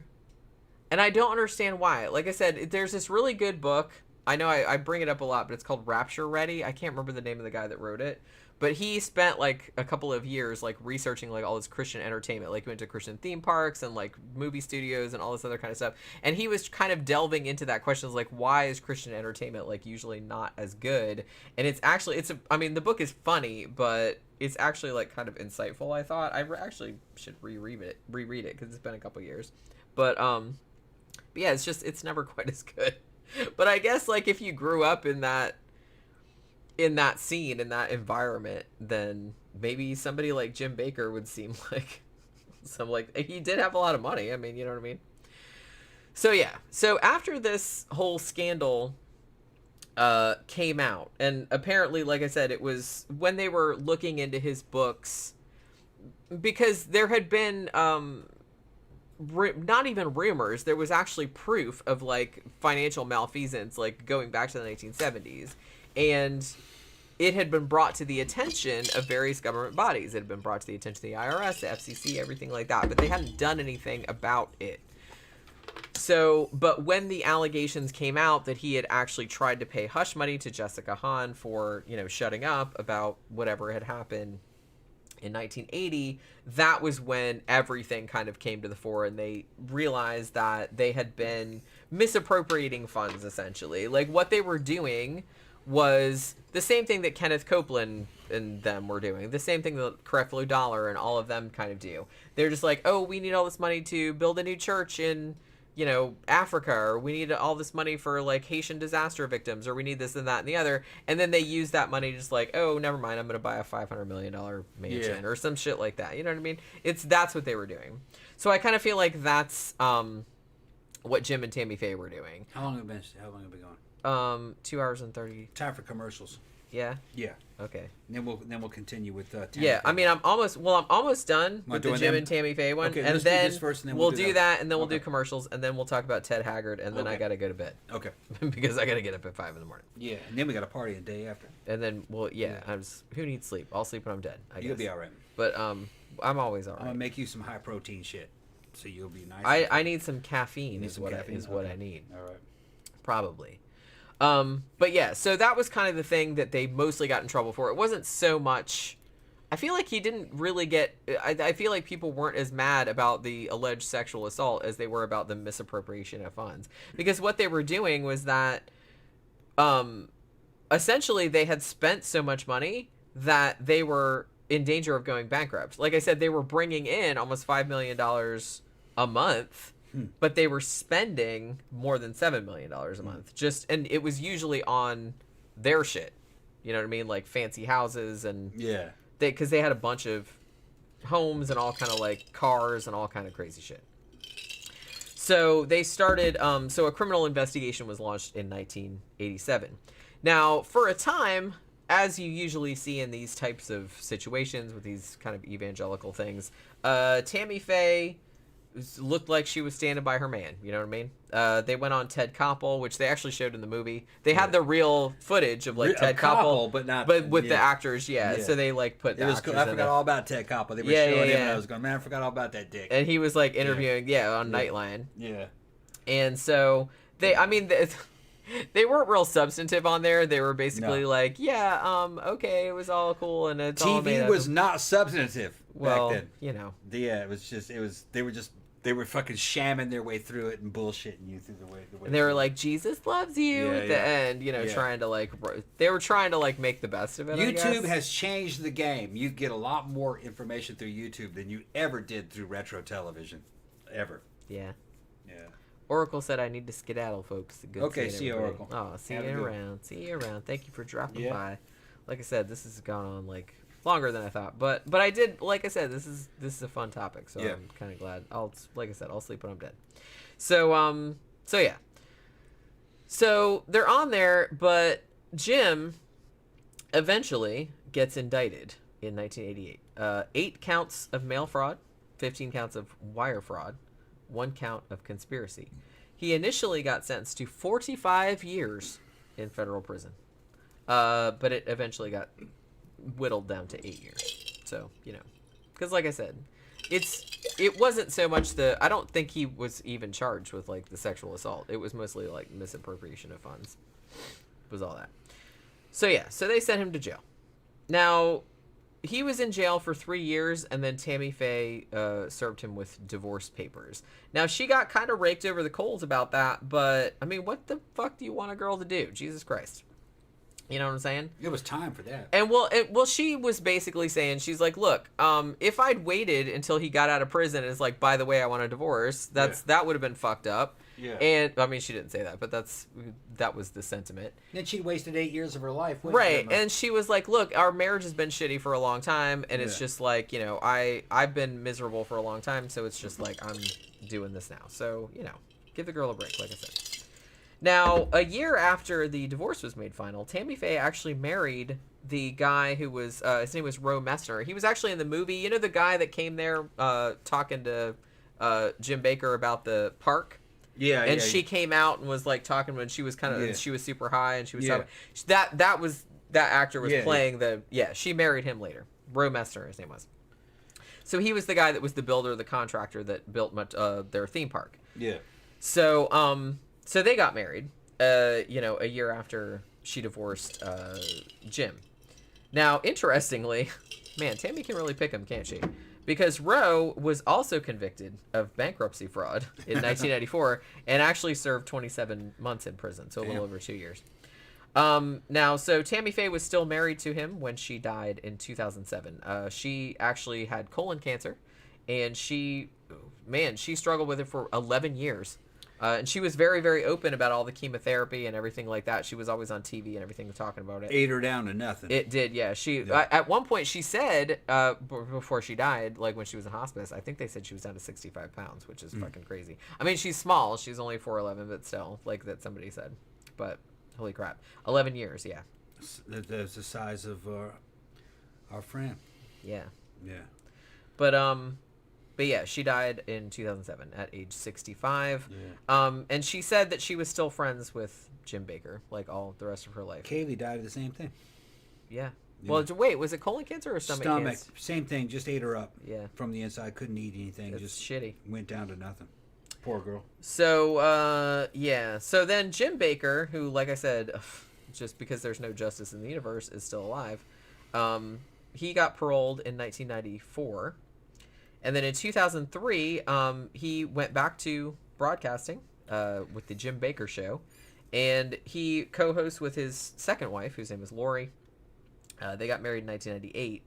And as I mentioned before, because the whole hopeful, happy, clappy thing wasn't working out for him so much anymore, he decided to go full-on apocalyptic, end times, Jesus is coming back, everyone's going to die, holy shit type of thing.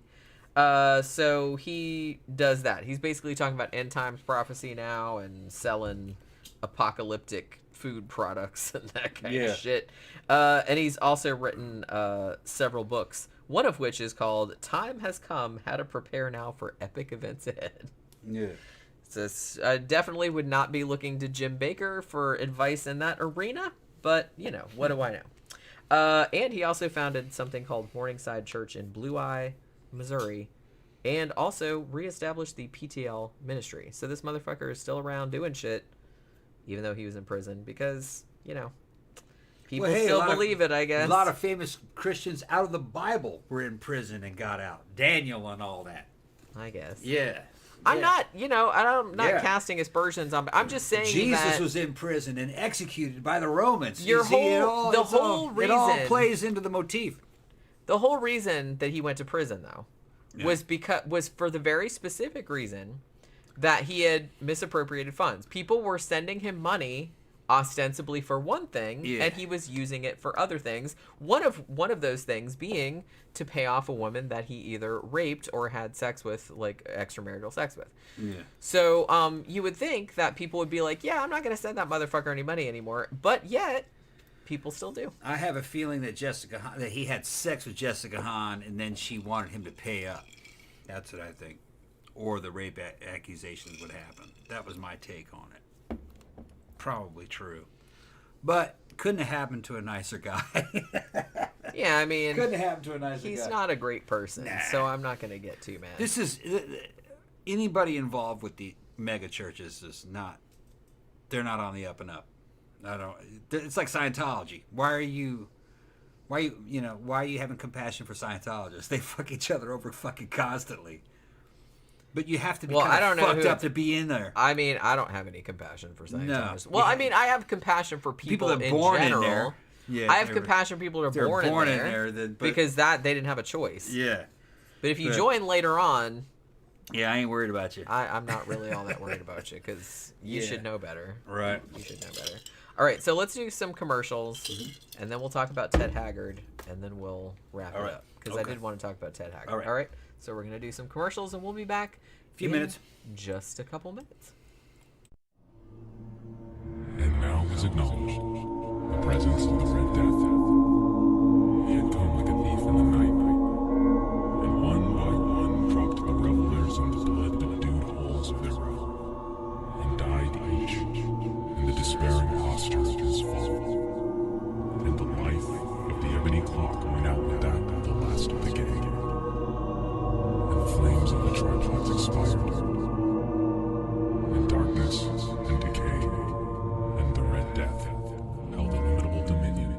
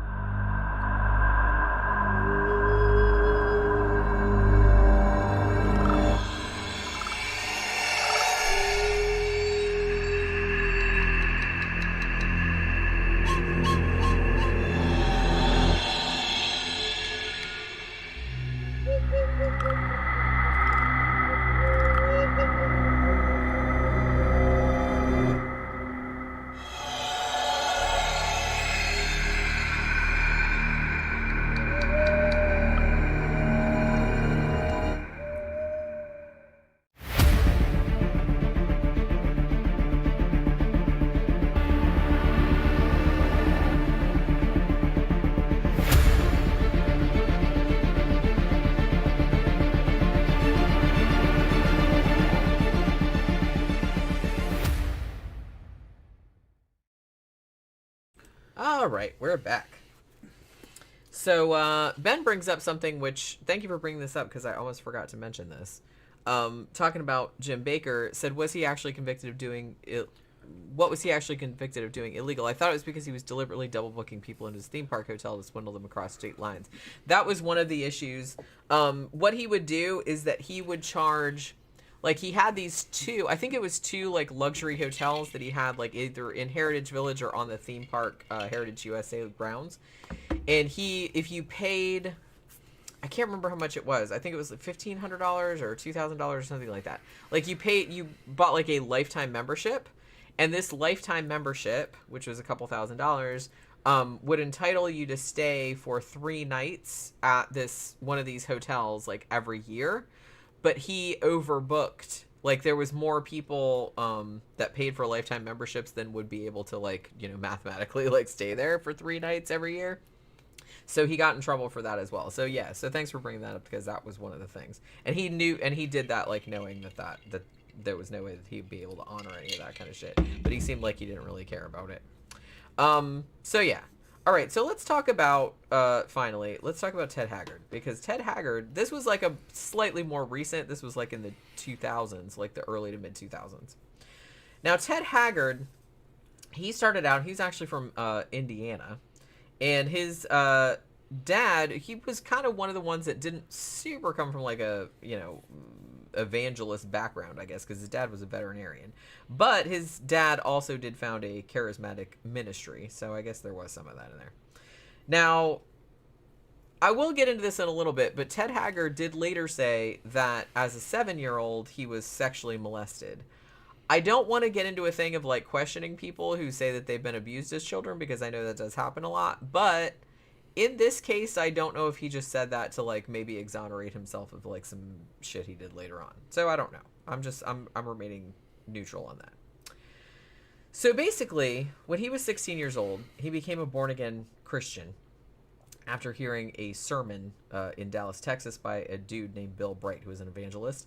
And also he's a big fan of C.S. Lewis, who, you know, yeah, he wrote The Lion, the Witch, and the Wardrobe, which is an awesome book and everything, like the Chronicles of Narnia, but he was also a Christian apologist and wrote a lot in that vein. So, so Ted, at the time, he wanted to be, as a teenager, he wanted to be a journalist, and he was actually going to go to college and study journalism.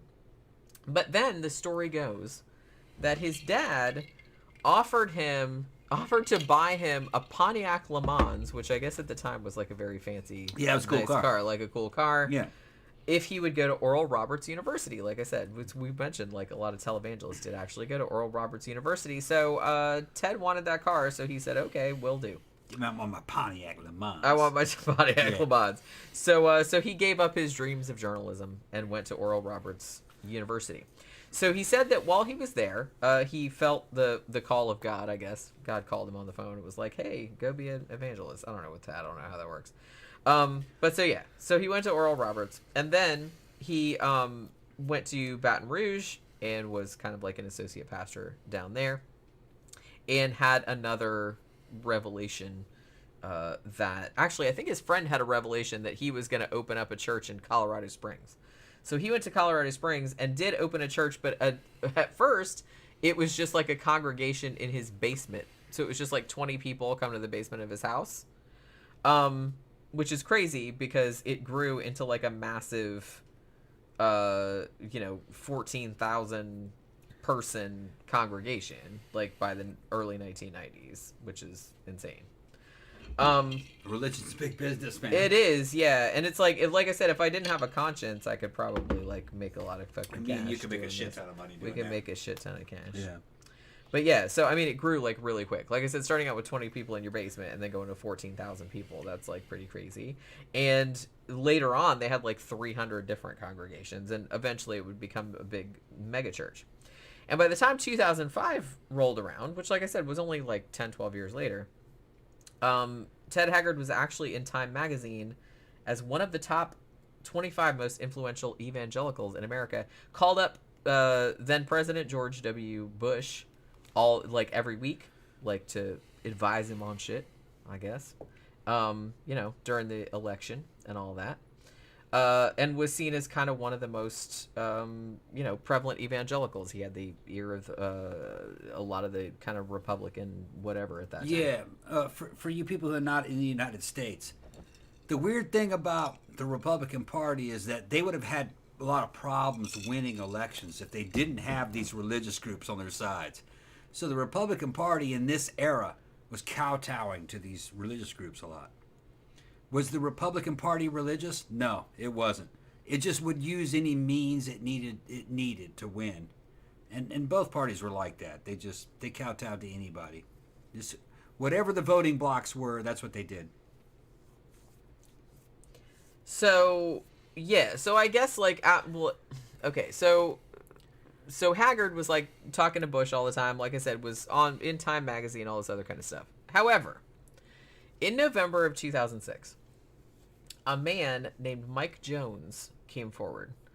Mike Jones was a masseuse and also a sex worker, and said that not only had Ted Haggard paid him for sex multiple times over a 3-year period, but had also on numerous occasions bought crystal meth from him and had used it. Now, Mike said, well, I didn't know who Ted Haggard was, which, like I said, why would you? Yeah, because, he's just a customer. He's just a customer. Yeah. And he said he didn't use his real name. He went by Art. Yeah. And he said, the only reason I found out who he was is because I was watching something on TV about, at that time in 2006 in Colorado, there was something called Amendment 43, which was going to ban gay marriage in the state. And he saw Ted Haggard on there talking about, because he supported banning gay marriage, ironically. So Mike was kind of like, that motherfucker, like, he's on there, like, he's been fucking me for 3 years, and yet he's on here, like, saying gay marriage is wrong. So he's like, fuck that dude. So he's, wanted to point out the hypocrisy, hoping that people would not vote for it, which, like, which is understandable. So he came forward at that time saying, yeah, this dude has been, coming to me for 3 years. So when the story broke, shortly before the vote, Ted Haggard immediately denied it. Categorically. I mean, he pretty much denied it. He basically said, I did not have sex with him. I haven't had sex with anyone other than my wife. And he also said, I've never done drugs. He doesn't even drink wine. There's not even any wine in the house. He doesn't even drink alcohol. I'm like, come on, you're laying it on a little bit thick now. We just we don't smoke. We don't do any of that stuff. That's what he said. Now, because he came out and denied it, like a lot of other the religious leaders at the time, including James Dobson of Focus on the Family fame, came forward and defended him. Oh, it's like everyone's picking on him. It's like it's just the media. They're trying to, besmirch his name because they don't like this vote or whatever. And they were just like, they're just making all this stuff up. And why would they report this about this wonderful, honorable man? Blah, blah, blah. You know what I mean? Now, turned out, though, that Mike, the masseuse, still had a lot of Ted's voicemails. So, that's the lesson there. If you're going to do, like, this down low shit, maybe get a burner phone. Just a pro tip. But, yeah, so Mike had all of these voicemails where Ted specifically asked to buy quantities of meth. When confronted with this new information, Ted backtracks a little bit. Because remember before, I've never done drugs, I've never done any of that stuff. Oh, well, okay, I did buy meth, but I didn't take it.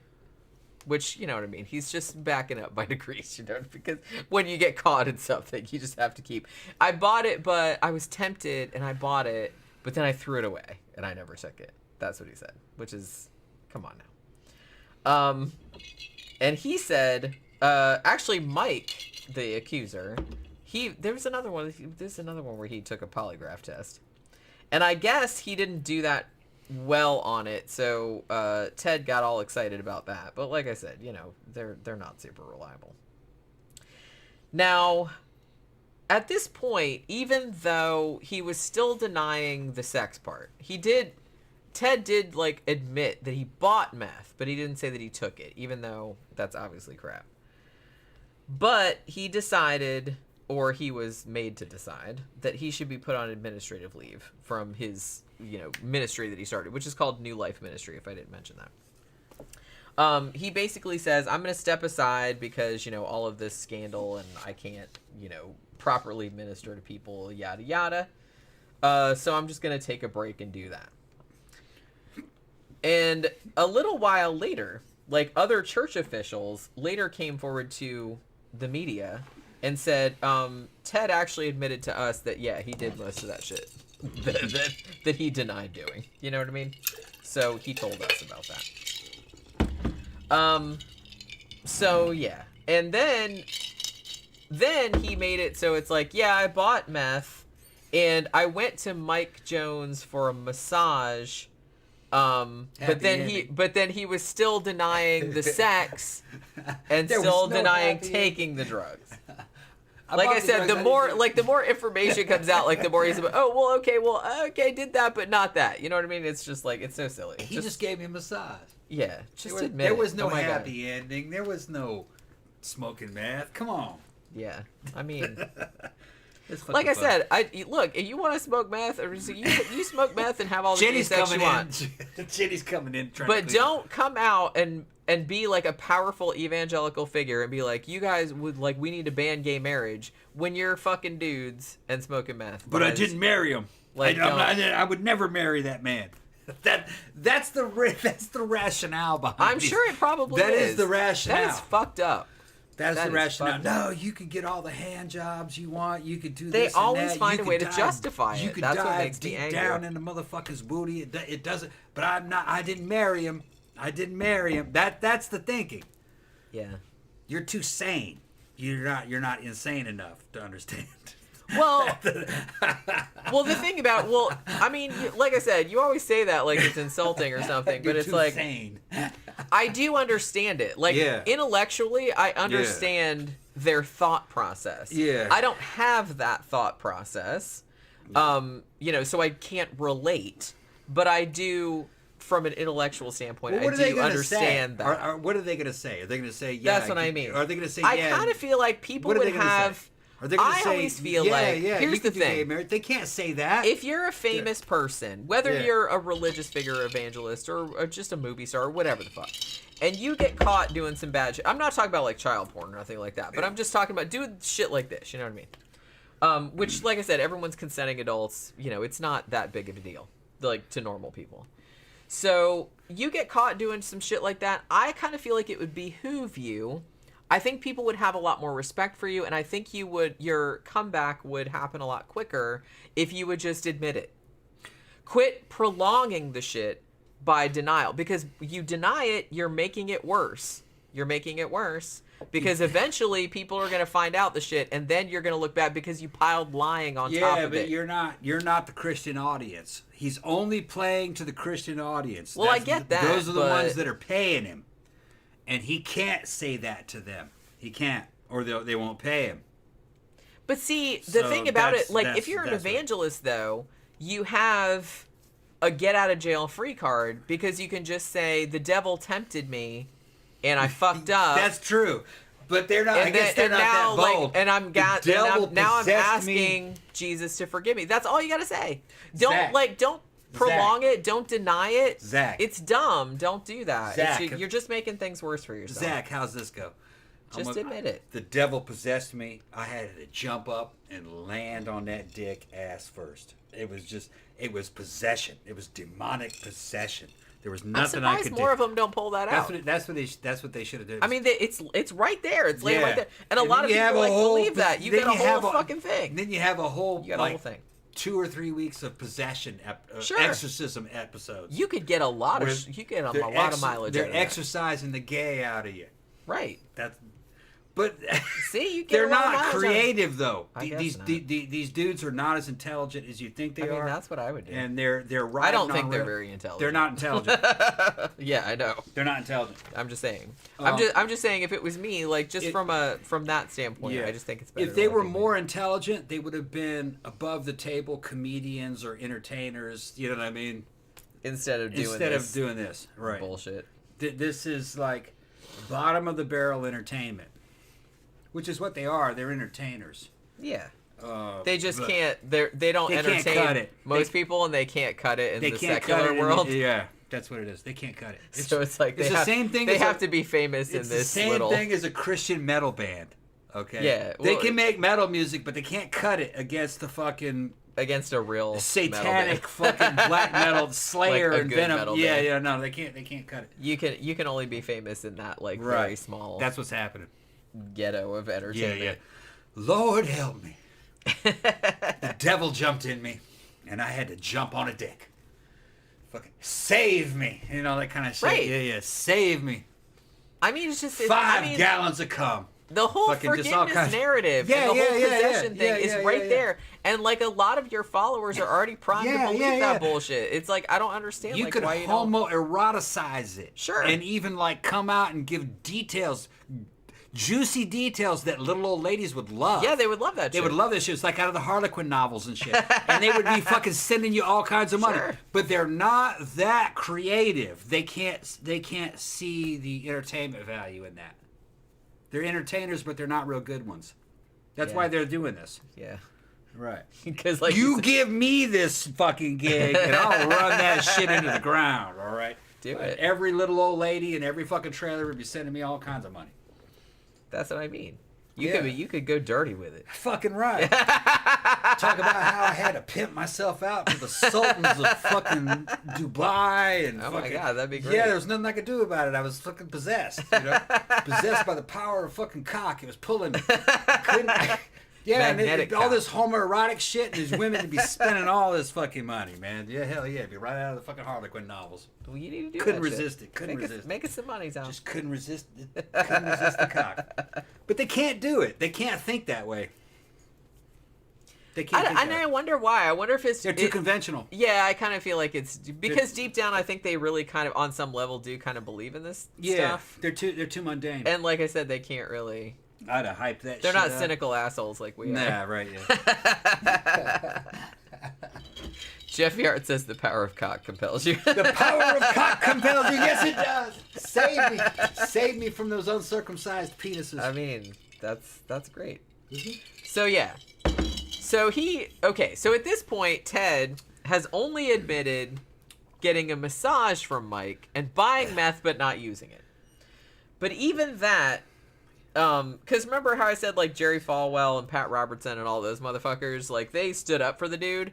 But after he admitted just that much, they were like, yeah, no, I'm backing away slowly. You know what I mean? So there was that kind of whole situation. So, and I guess the president, like Bush, wasn't calling him anymore either. It's like, yeah, no, I'm just gonna like dissociate from that situation because that's about to blow up. So, basically then they did, the overseer of the New Life Church, which is the church that Ted Haggard founded, they did a, kind of investigation. And even though this was like hilarious to me. So even though Ted Haggard had like founded the New Life Church, I guess like the dude he put in charge of like the overseeing board or whatever, they fired him. Like that's like from doing the shit. Because they said we did the investigation and we figured out that he totally did all that shit that he said he didn't do. What they called sexually immoral conduct. So they're like, yeah, get out. So they actually sent him to some weird hardcore counseling, kind of like conversion therapy, where they like pray the gay away. Mm-hmm. I heard, I don't know if this is true or not, but I heard they even did like weird like Scientology type shit, like lie detector tests and sleep deprivation and all that kind of crap. That Pray the Gay Away movie that we saw in the theater was fucking great. Zach needs to see that. Boy Erased. Boy Erased. That's Zach, what you need it's to see called. that movie. I think Natalie, what's her name? Nicole Kidman was in that. Yeah, Boy Erased. It's a masterpiece, and it just came and went, vanished. I really did remembers like that movie. It was a lot. good movie, I really did like that movie. and it's based on a real case. There's actually a documentary about Yeah. conversion therapy on Netflix. I was actually gonna watch it last night, but I was too tired. But It's so I'll funny get around to because it. the dudes doing the conversion therapy on him to try to turn him fucking straight were gay. Turned out they were gay. So Well, I this think is the whole fucking thing was that look, it it was- worked on me, except yeah, it worked didn't. on. Yeah, that's fucking fun. That whole thing is a shit show. Yeah. Well, so like I think a lot It was of a shit show. I think a movie. lot of fucking states don't even allow that anymore. Yeah. Well, a lot of countries don't allow that anymore either, because that's some bullshit. Don't fuck people up like that. Come on. But yeah. So I don't know. So I think they did like a version of that on Ted Haggard. Like he went into some kind of conversion therapy thing. And then so he went through this whatever it was for I think 3 weeks. And then at the end of the 3 weeks, the ministers that did it came out and said, he's fixed. He's completely 100% heterosexual. And I was like, wow, just like magic. I'm like, that's totally how it works. Yeah. So yeah. So now he resigned, Ted did, in November of 2006. And after he resigned, he admitted, yeah, I used the meth. Duh. Everybody knows you did. And also, Mike Jones jerked me off. Yeah. Got a happy ending. I mean, I knew the motherfucker got a happy ending. The hilarious thing was at first he was trying to think, well, I just went to him for a massage, but then it went terribly awry. Yes. I hate when that happens. You just go for a massage, then you end up fucking a dude. Then all of a sudden the fucking ending was happy. I don't understand how this shit happened. I mean, I couldn't resist the hand cream. I had that fucking hand cream. Man, it smelled like coconut. I was just laying back like that. I had the headphones on. I didn't know what happened. I was just going with the flow. I was just going with the flow. There's nothing I could do about it. It wasn't gay. What are you talking about? It was just manly men, or amongst other manly men, doing manly things. It just couldn't stop it. Couldn't stop what a man wanted to do, you know? It was just my penis got the best of me. It was doing its own thing. It took over. Yeah. Dick took over, you know what I mean? I couldn't stop it. Yeah. Ain't that right, Zach? So Zach probably Zach says even I'm not into that kind of dick. Zach probably hadn't had a hand job by another man in a year. How would you know that? I don't know. I'm baiting him. I'm going to get him out here to fucking tell me the story. I was going to say, do you know something? Okay. I don't know. All right. But yeah, so so at least he admitted that much. But then a couple years later, in 2009, there was actually a documentary that came out called I'm baiting him. I'm a masturbator. Yeah, yeah. Fucking funny. Yeah, you had to get that in there. You had to get that in there. So this documentary comes out, which is called The Trials of Ted Haggard, and it was kind of about him. I don't know if he was necessarily like trying to play the victim, but the thing that happened was that when he got essentially fired from his position at New Life, and they said, okay, well, we'll give you and your wife, whose name is Gail, we'll give you guys like a very generous severance package. I think they paid them each like $138,000 a year, plus expenses, like living expenses and shit like that. I'm like, wow, must be nice. So anyway, so they said, we'll give you all that. But one of the stipulations was that he couldn't preach anymore and like for a period of time. And he had to move out of Colorado Springs, which is like so funny that like another, like a religious body can tell you can't live in this town anymore. And I was like, excuse me, I can live wherever I want. It's a free fucking country, but you know what I mean. So they're Zach comes back to kind of fucking confirm that he is getting action. You get action. Okay, I got you, Zach. Yeah, I thought he was. Like I said, that's why I don't know why he was.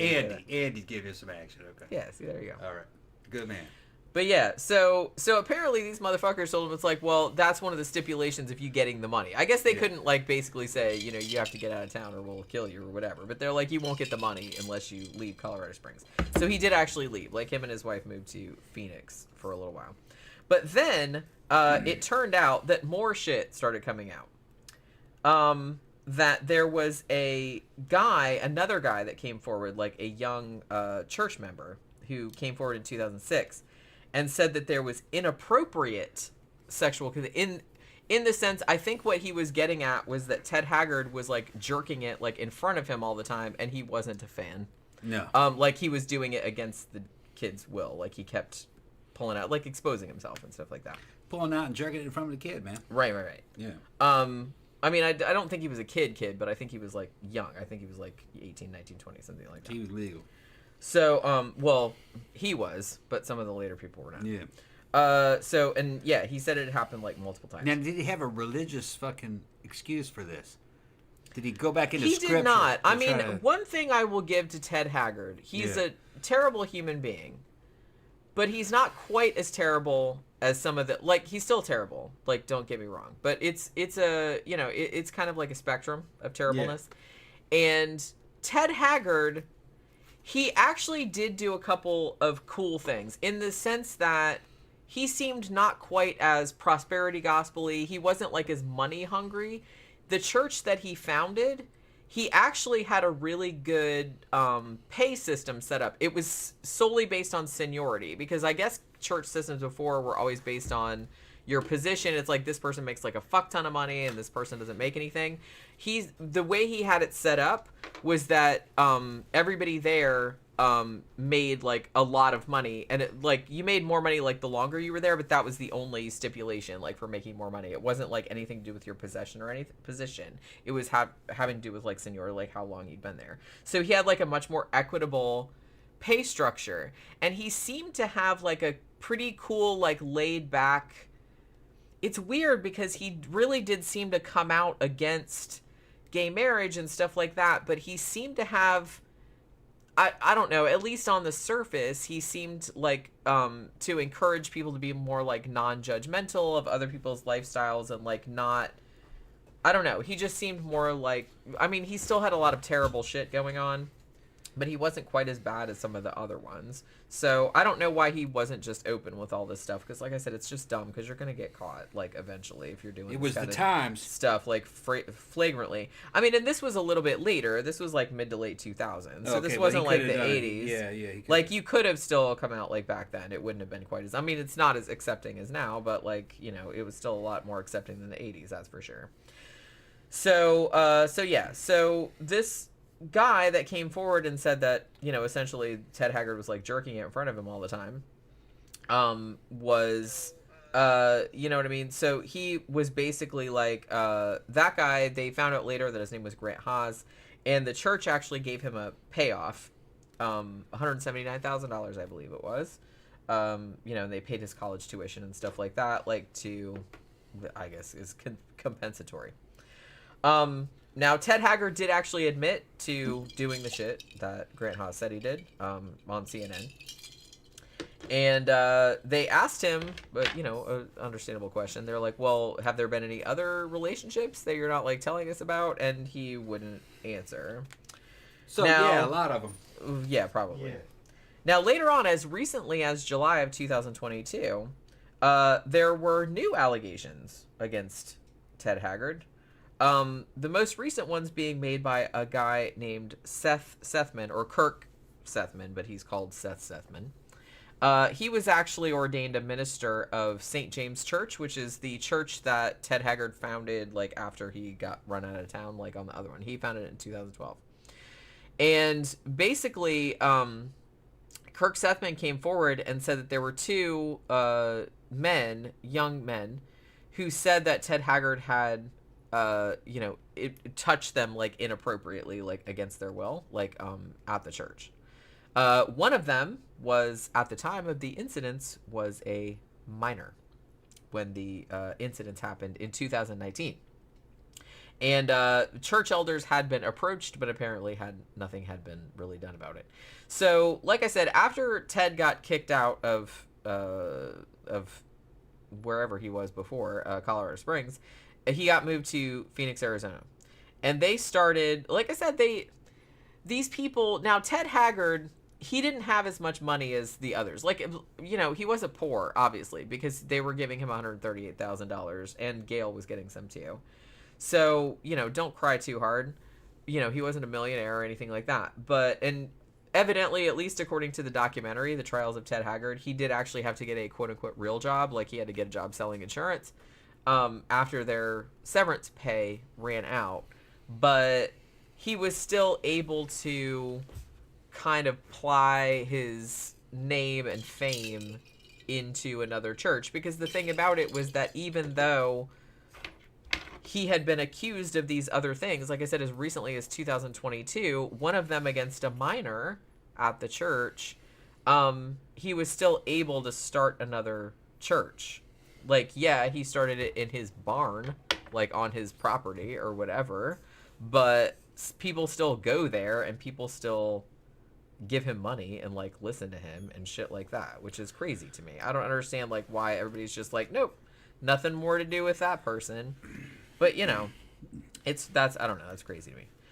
So, God, man, God. I guess you can get away with pretty much anything, I suppose. Now, as I mentioned earlier, later on, I don't know if Ted ever said anything about this prior to the accusations against him coming out, but he did say later on that he was molested as a child, which, like I said, I'm not going to say that that's not true because it's very possible that it could be.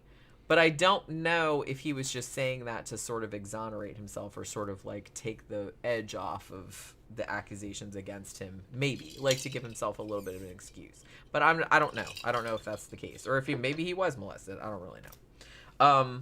But he basically came out and said that. But then he's like, well, I don't want that. I don't want people to think that that's just an excuse for what happened because I don't want to excuse it. Now, once he denied. But then once he finally admitted it, I kind of feel like he was kind of all in with it, which, okay. I kind of wish he'd done that from the beginning, but, you know.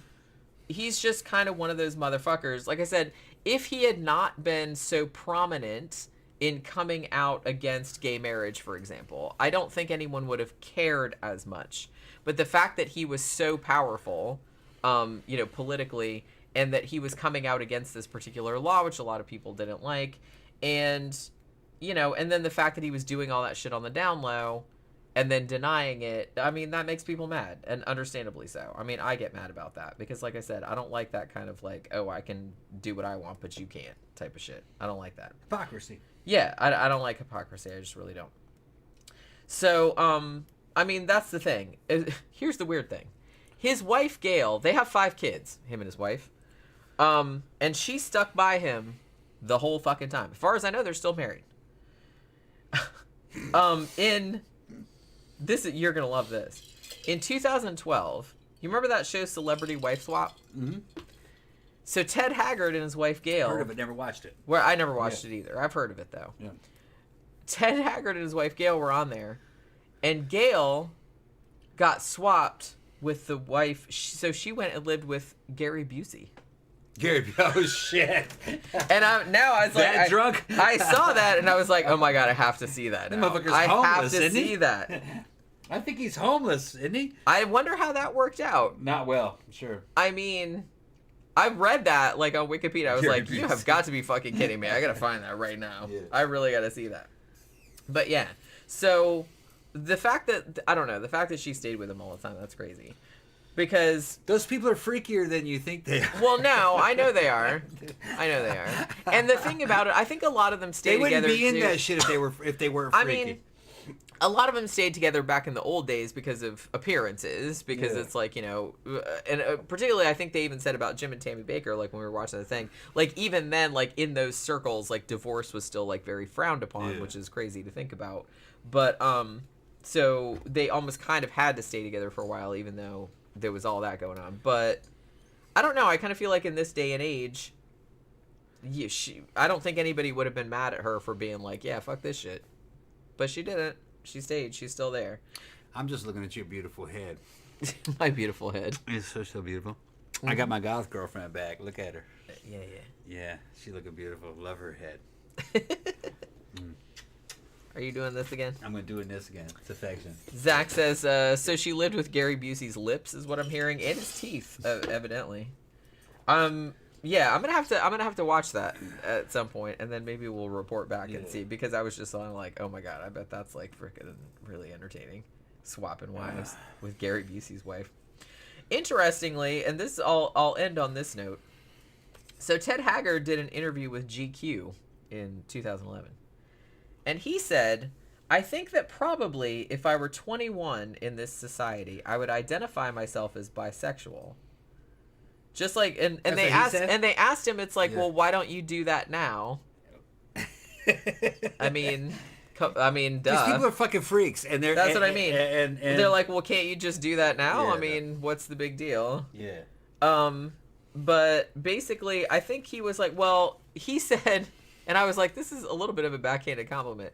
But he said, oh, well, I have, you know, a wife and kids, and it's like they like their ordinary life.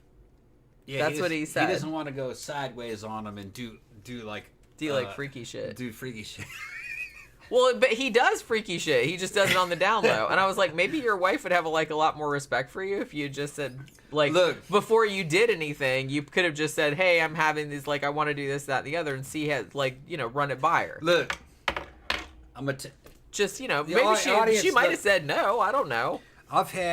Me and Jen came from the, of course, fucking goth subculture. Lots of gay people. We had lots of gay friends. My best friend right now, or my best club friends, is a fucking leather daddy. Okay, Toby. Just known a lot of gay people, and they're good people. They're just regular dudes, Well, everyone's. They're just regular dudes. But I'll tell you one thing though, and fucking Zach probably backed me up on this. When it comes to creep vibes, closeted dudes are the creeps. Okay, just. Well, see, they're not who they're. That's what I mean. That's what I was gonna say. Anybody that is trying to portray a false face or is trying to be something they aren't, whether they're a gay person pretending to be straight, or whatever it is, if you're pretending to be something you're not, people pick up on that and it's creepy. I always pick up these fucking creep vibes off fucking dudes that are in the closet, and that's what these guys are. Okay, fucking. Dude's bi, he's coming. Yeah, okay, but too late, man. You're a creep. Which, like I said, would have been fine. Why didn't you just say that at the beginning? Should have said that at the beginning instead of making this big fucking rigmarole about it. Like, I'm not excusing it, but I almost understand it more like in the 80s and stuff like that because it wasn't acceptable. You know what I mean? But nowadays, and even in like 2006 or whenever it was that happened with Ted Haggard, it's like you could have just said, yeah, I'm bisexual. I mean, yeah, the Christians would have been pissed off about it, but everyone else would have been like, meh. The whole thing about no one would have cared. The whole thing about it not being acceptable in the 80s, I don't really buy that either. That fucking gay was around for a long fucking time, all right? That shit was big in the 1920s. Okay? Well, you know what's weird to me? They had shit in the 1700s. Well, I know that. Okay, I'm just saying that I kind of feel like, just culturally at large, I kind of feel like gay was more acceptable in the 70s than it was in the 80s. Yeah. I feel like in the 80s, kind of shit went a little bit backwards. As long as you were hanging out with cool people, it didn't really fucking matter. Well, no, I know that, but I'm just talking about. I'm talking about mainstream society as a whole. I'm talking about mainstream society as a whole. 70s seemed more accepting of gay people in the 70s than in the 80s, and maybe that was just my perception, but that was how I perceived it. The problem with a lot of the. Of the Christian crowd is that they didn't understand history. Homosexuality was around for fucking tens of thousands. Well, it's been around forever. Like as long as humans they have been no idea what. Well, as long as it happens in the animal kingdom. Yeah, well, it's not just us. I don't know if it's exactly the same thing, but you even if you look at Christianity, there's a lot of stuff in Christianity, especially the Roman Church. All right, and when you're talking about like St. Thomas Aquinas, you read some of his writings. This shit sounds gay to me. Okay, it's like gay MGTOW. Okay, Christianity is a Roman religion. It's a Roman copy of a Jewish sect or a Jewish religion. The Romans were fucking openly bi. That was the Romans. Bisexual, especially in the Roman capital, bisexuality was the standard.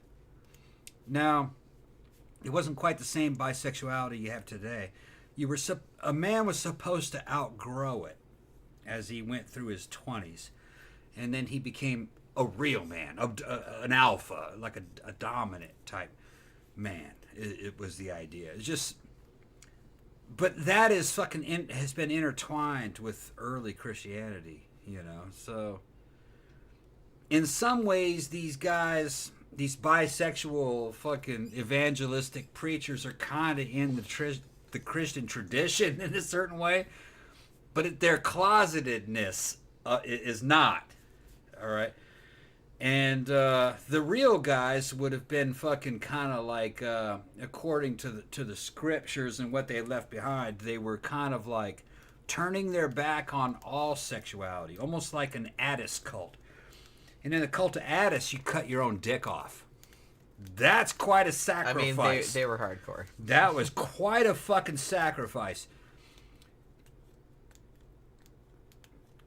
A lot of Christianity, to me, reading it, you know, especially some of this stuff, some of the what do you call it, the Pauline material, sounds like a bisexual guy turning away from all sexuality and to become asexual in a certain way.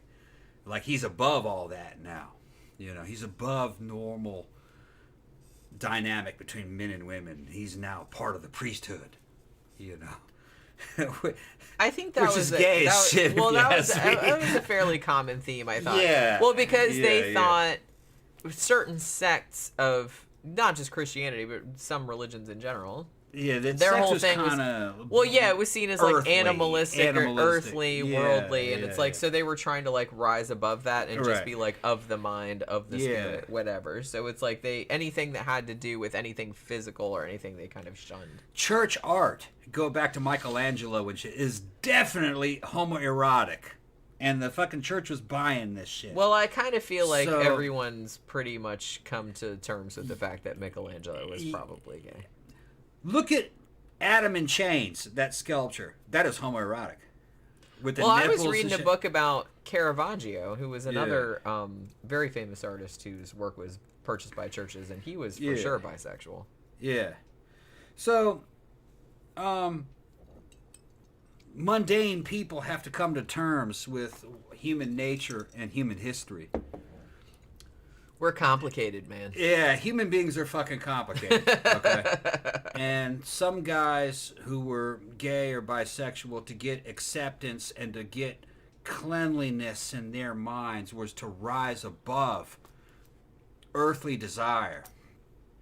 But it was also required of straight men to do this when they entered the church. That way, gay and straight men and bisexual men could all be equal in the church because they've given up Because all nobody that. was getting any. Nobody was getting it. We were all part of this fucking MGTOW. We're going to go our own way. Meanwhile, the women were like, Yeah. thank God they're gone. Right.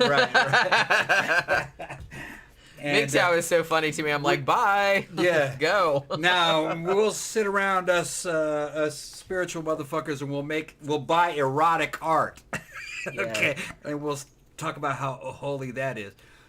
And then jerk it when no one's looking. Yeah, we jerk.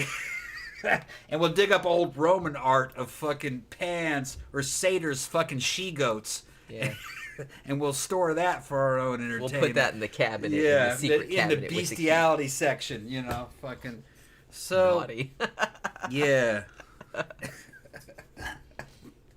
Jeffy Art said, this goes back to what Tom said about closeted men during the Herb Baumeister podcast. Yeah. If you're going to be gay, be power gay. Power gay. Motherfuckers remember all Tom my knows quotes. my personal creed. Be power gay, man. Fucking, yeah, power through the shit. Fucking, you know, wear the shit on your sleeve.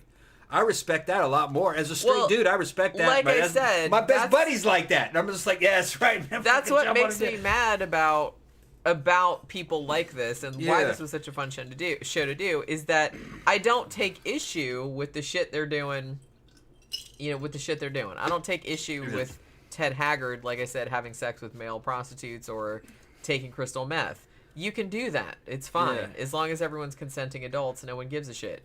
But the fact that he was actually, hurting other people like that by coming out in support of this law, which would have banned gay marriage, that's what makes me angry. It's the hypocrisy that makes me angry. Yeah. Like I said, if you had just come out, if he'd have just been normal and just come out and said, yeah, I'm bisexual and, I like crystal meth every now and then, everyone would have been like, cool, let's party.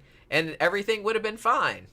Everything would have been fine. I'm not sure with that crowd he was trying to play to. Well, that's what I'm saying. But he should have played that a lot. But I'm just saying, don't hang with that crowd then. Yeah. If that's the way you're like, just be what you're like. And if you're the crowd that you're in is not down with that, then find another crowd. I'm just saying. Don't hang with those people.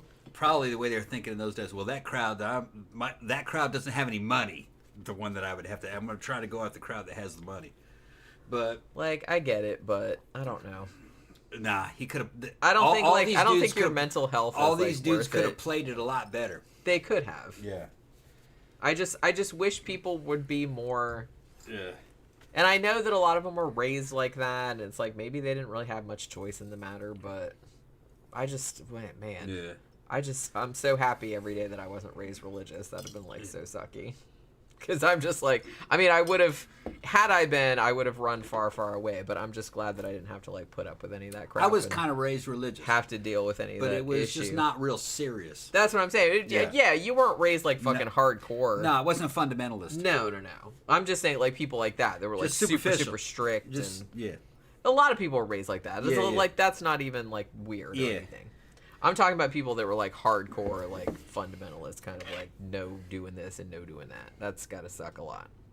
All right, so, man, it's 11 o'clock, and I really, really have to go to bed because I have to get up very early in the morning. Yeah, then we got a party tomorrow. And we got a party tomorrow. Thank you very much, people. So I don't really get a lot. I'm not going to get a lot of Yeah. sleep, but I'll figure something out. I'll get some caffeine, get some shit going. Thank you very much for dropping by and hanging out with us this evening. This was a very fun show to do, actually. So yeah, we'll see you guys again on Friday night for the Sidetrack show. Going to be St. Patrick's Day. So I don't think we should go out on St. Patrick's Day because that shit's like amateur hour. We'll go the night after. We should probably go Saturday night when all the bros are like sleeping it off still. I don't like going out on like fucking drinking holidays because everyone's like terrible. But yeah, so we'll see you guys again on Friday night for the Sidetrack show. Hopefully you guys enjoyed the show. I enjoyed doing it. So we'll see you guys again on Friday. Good night.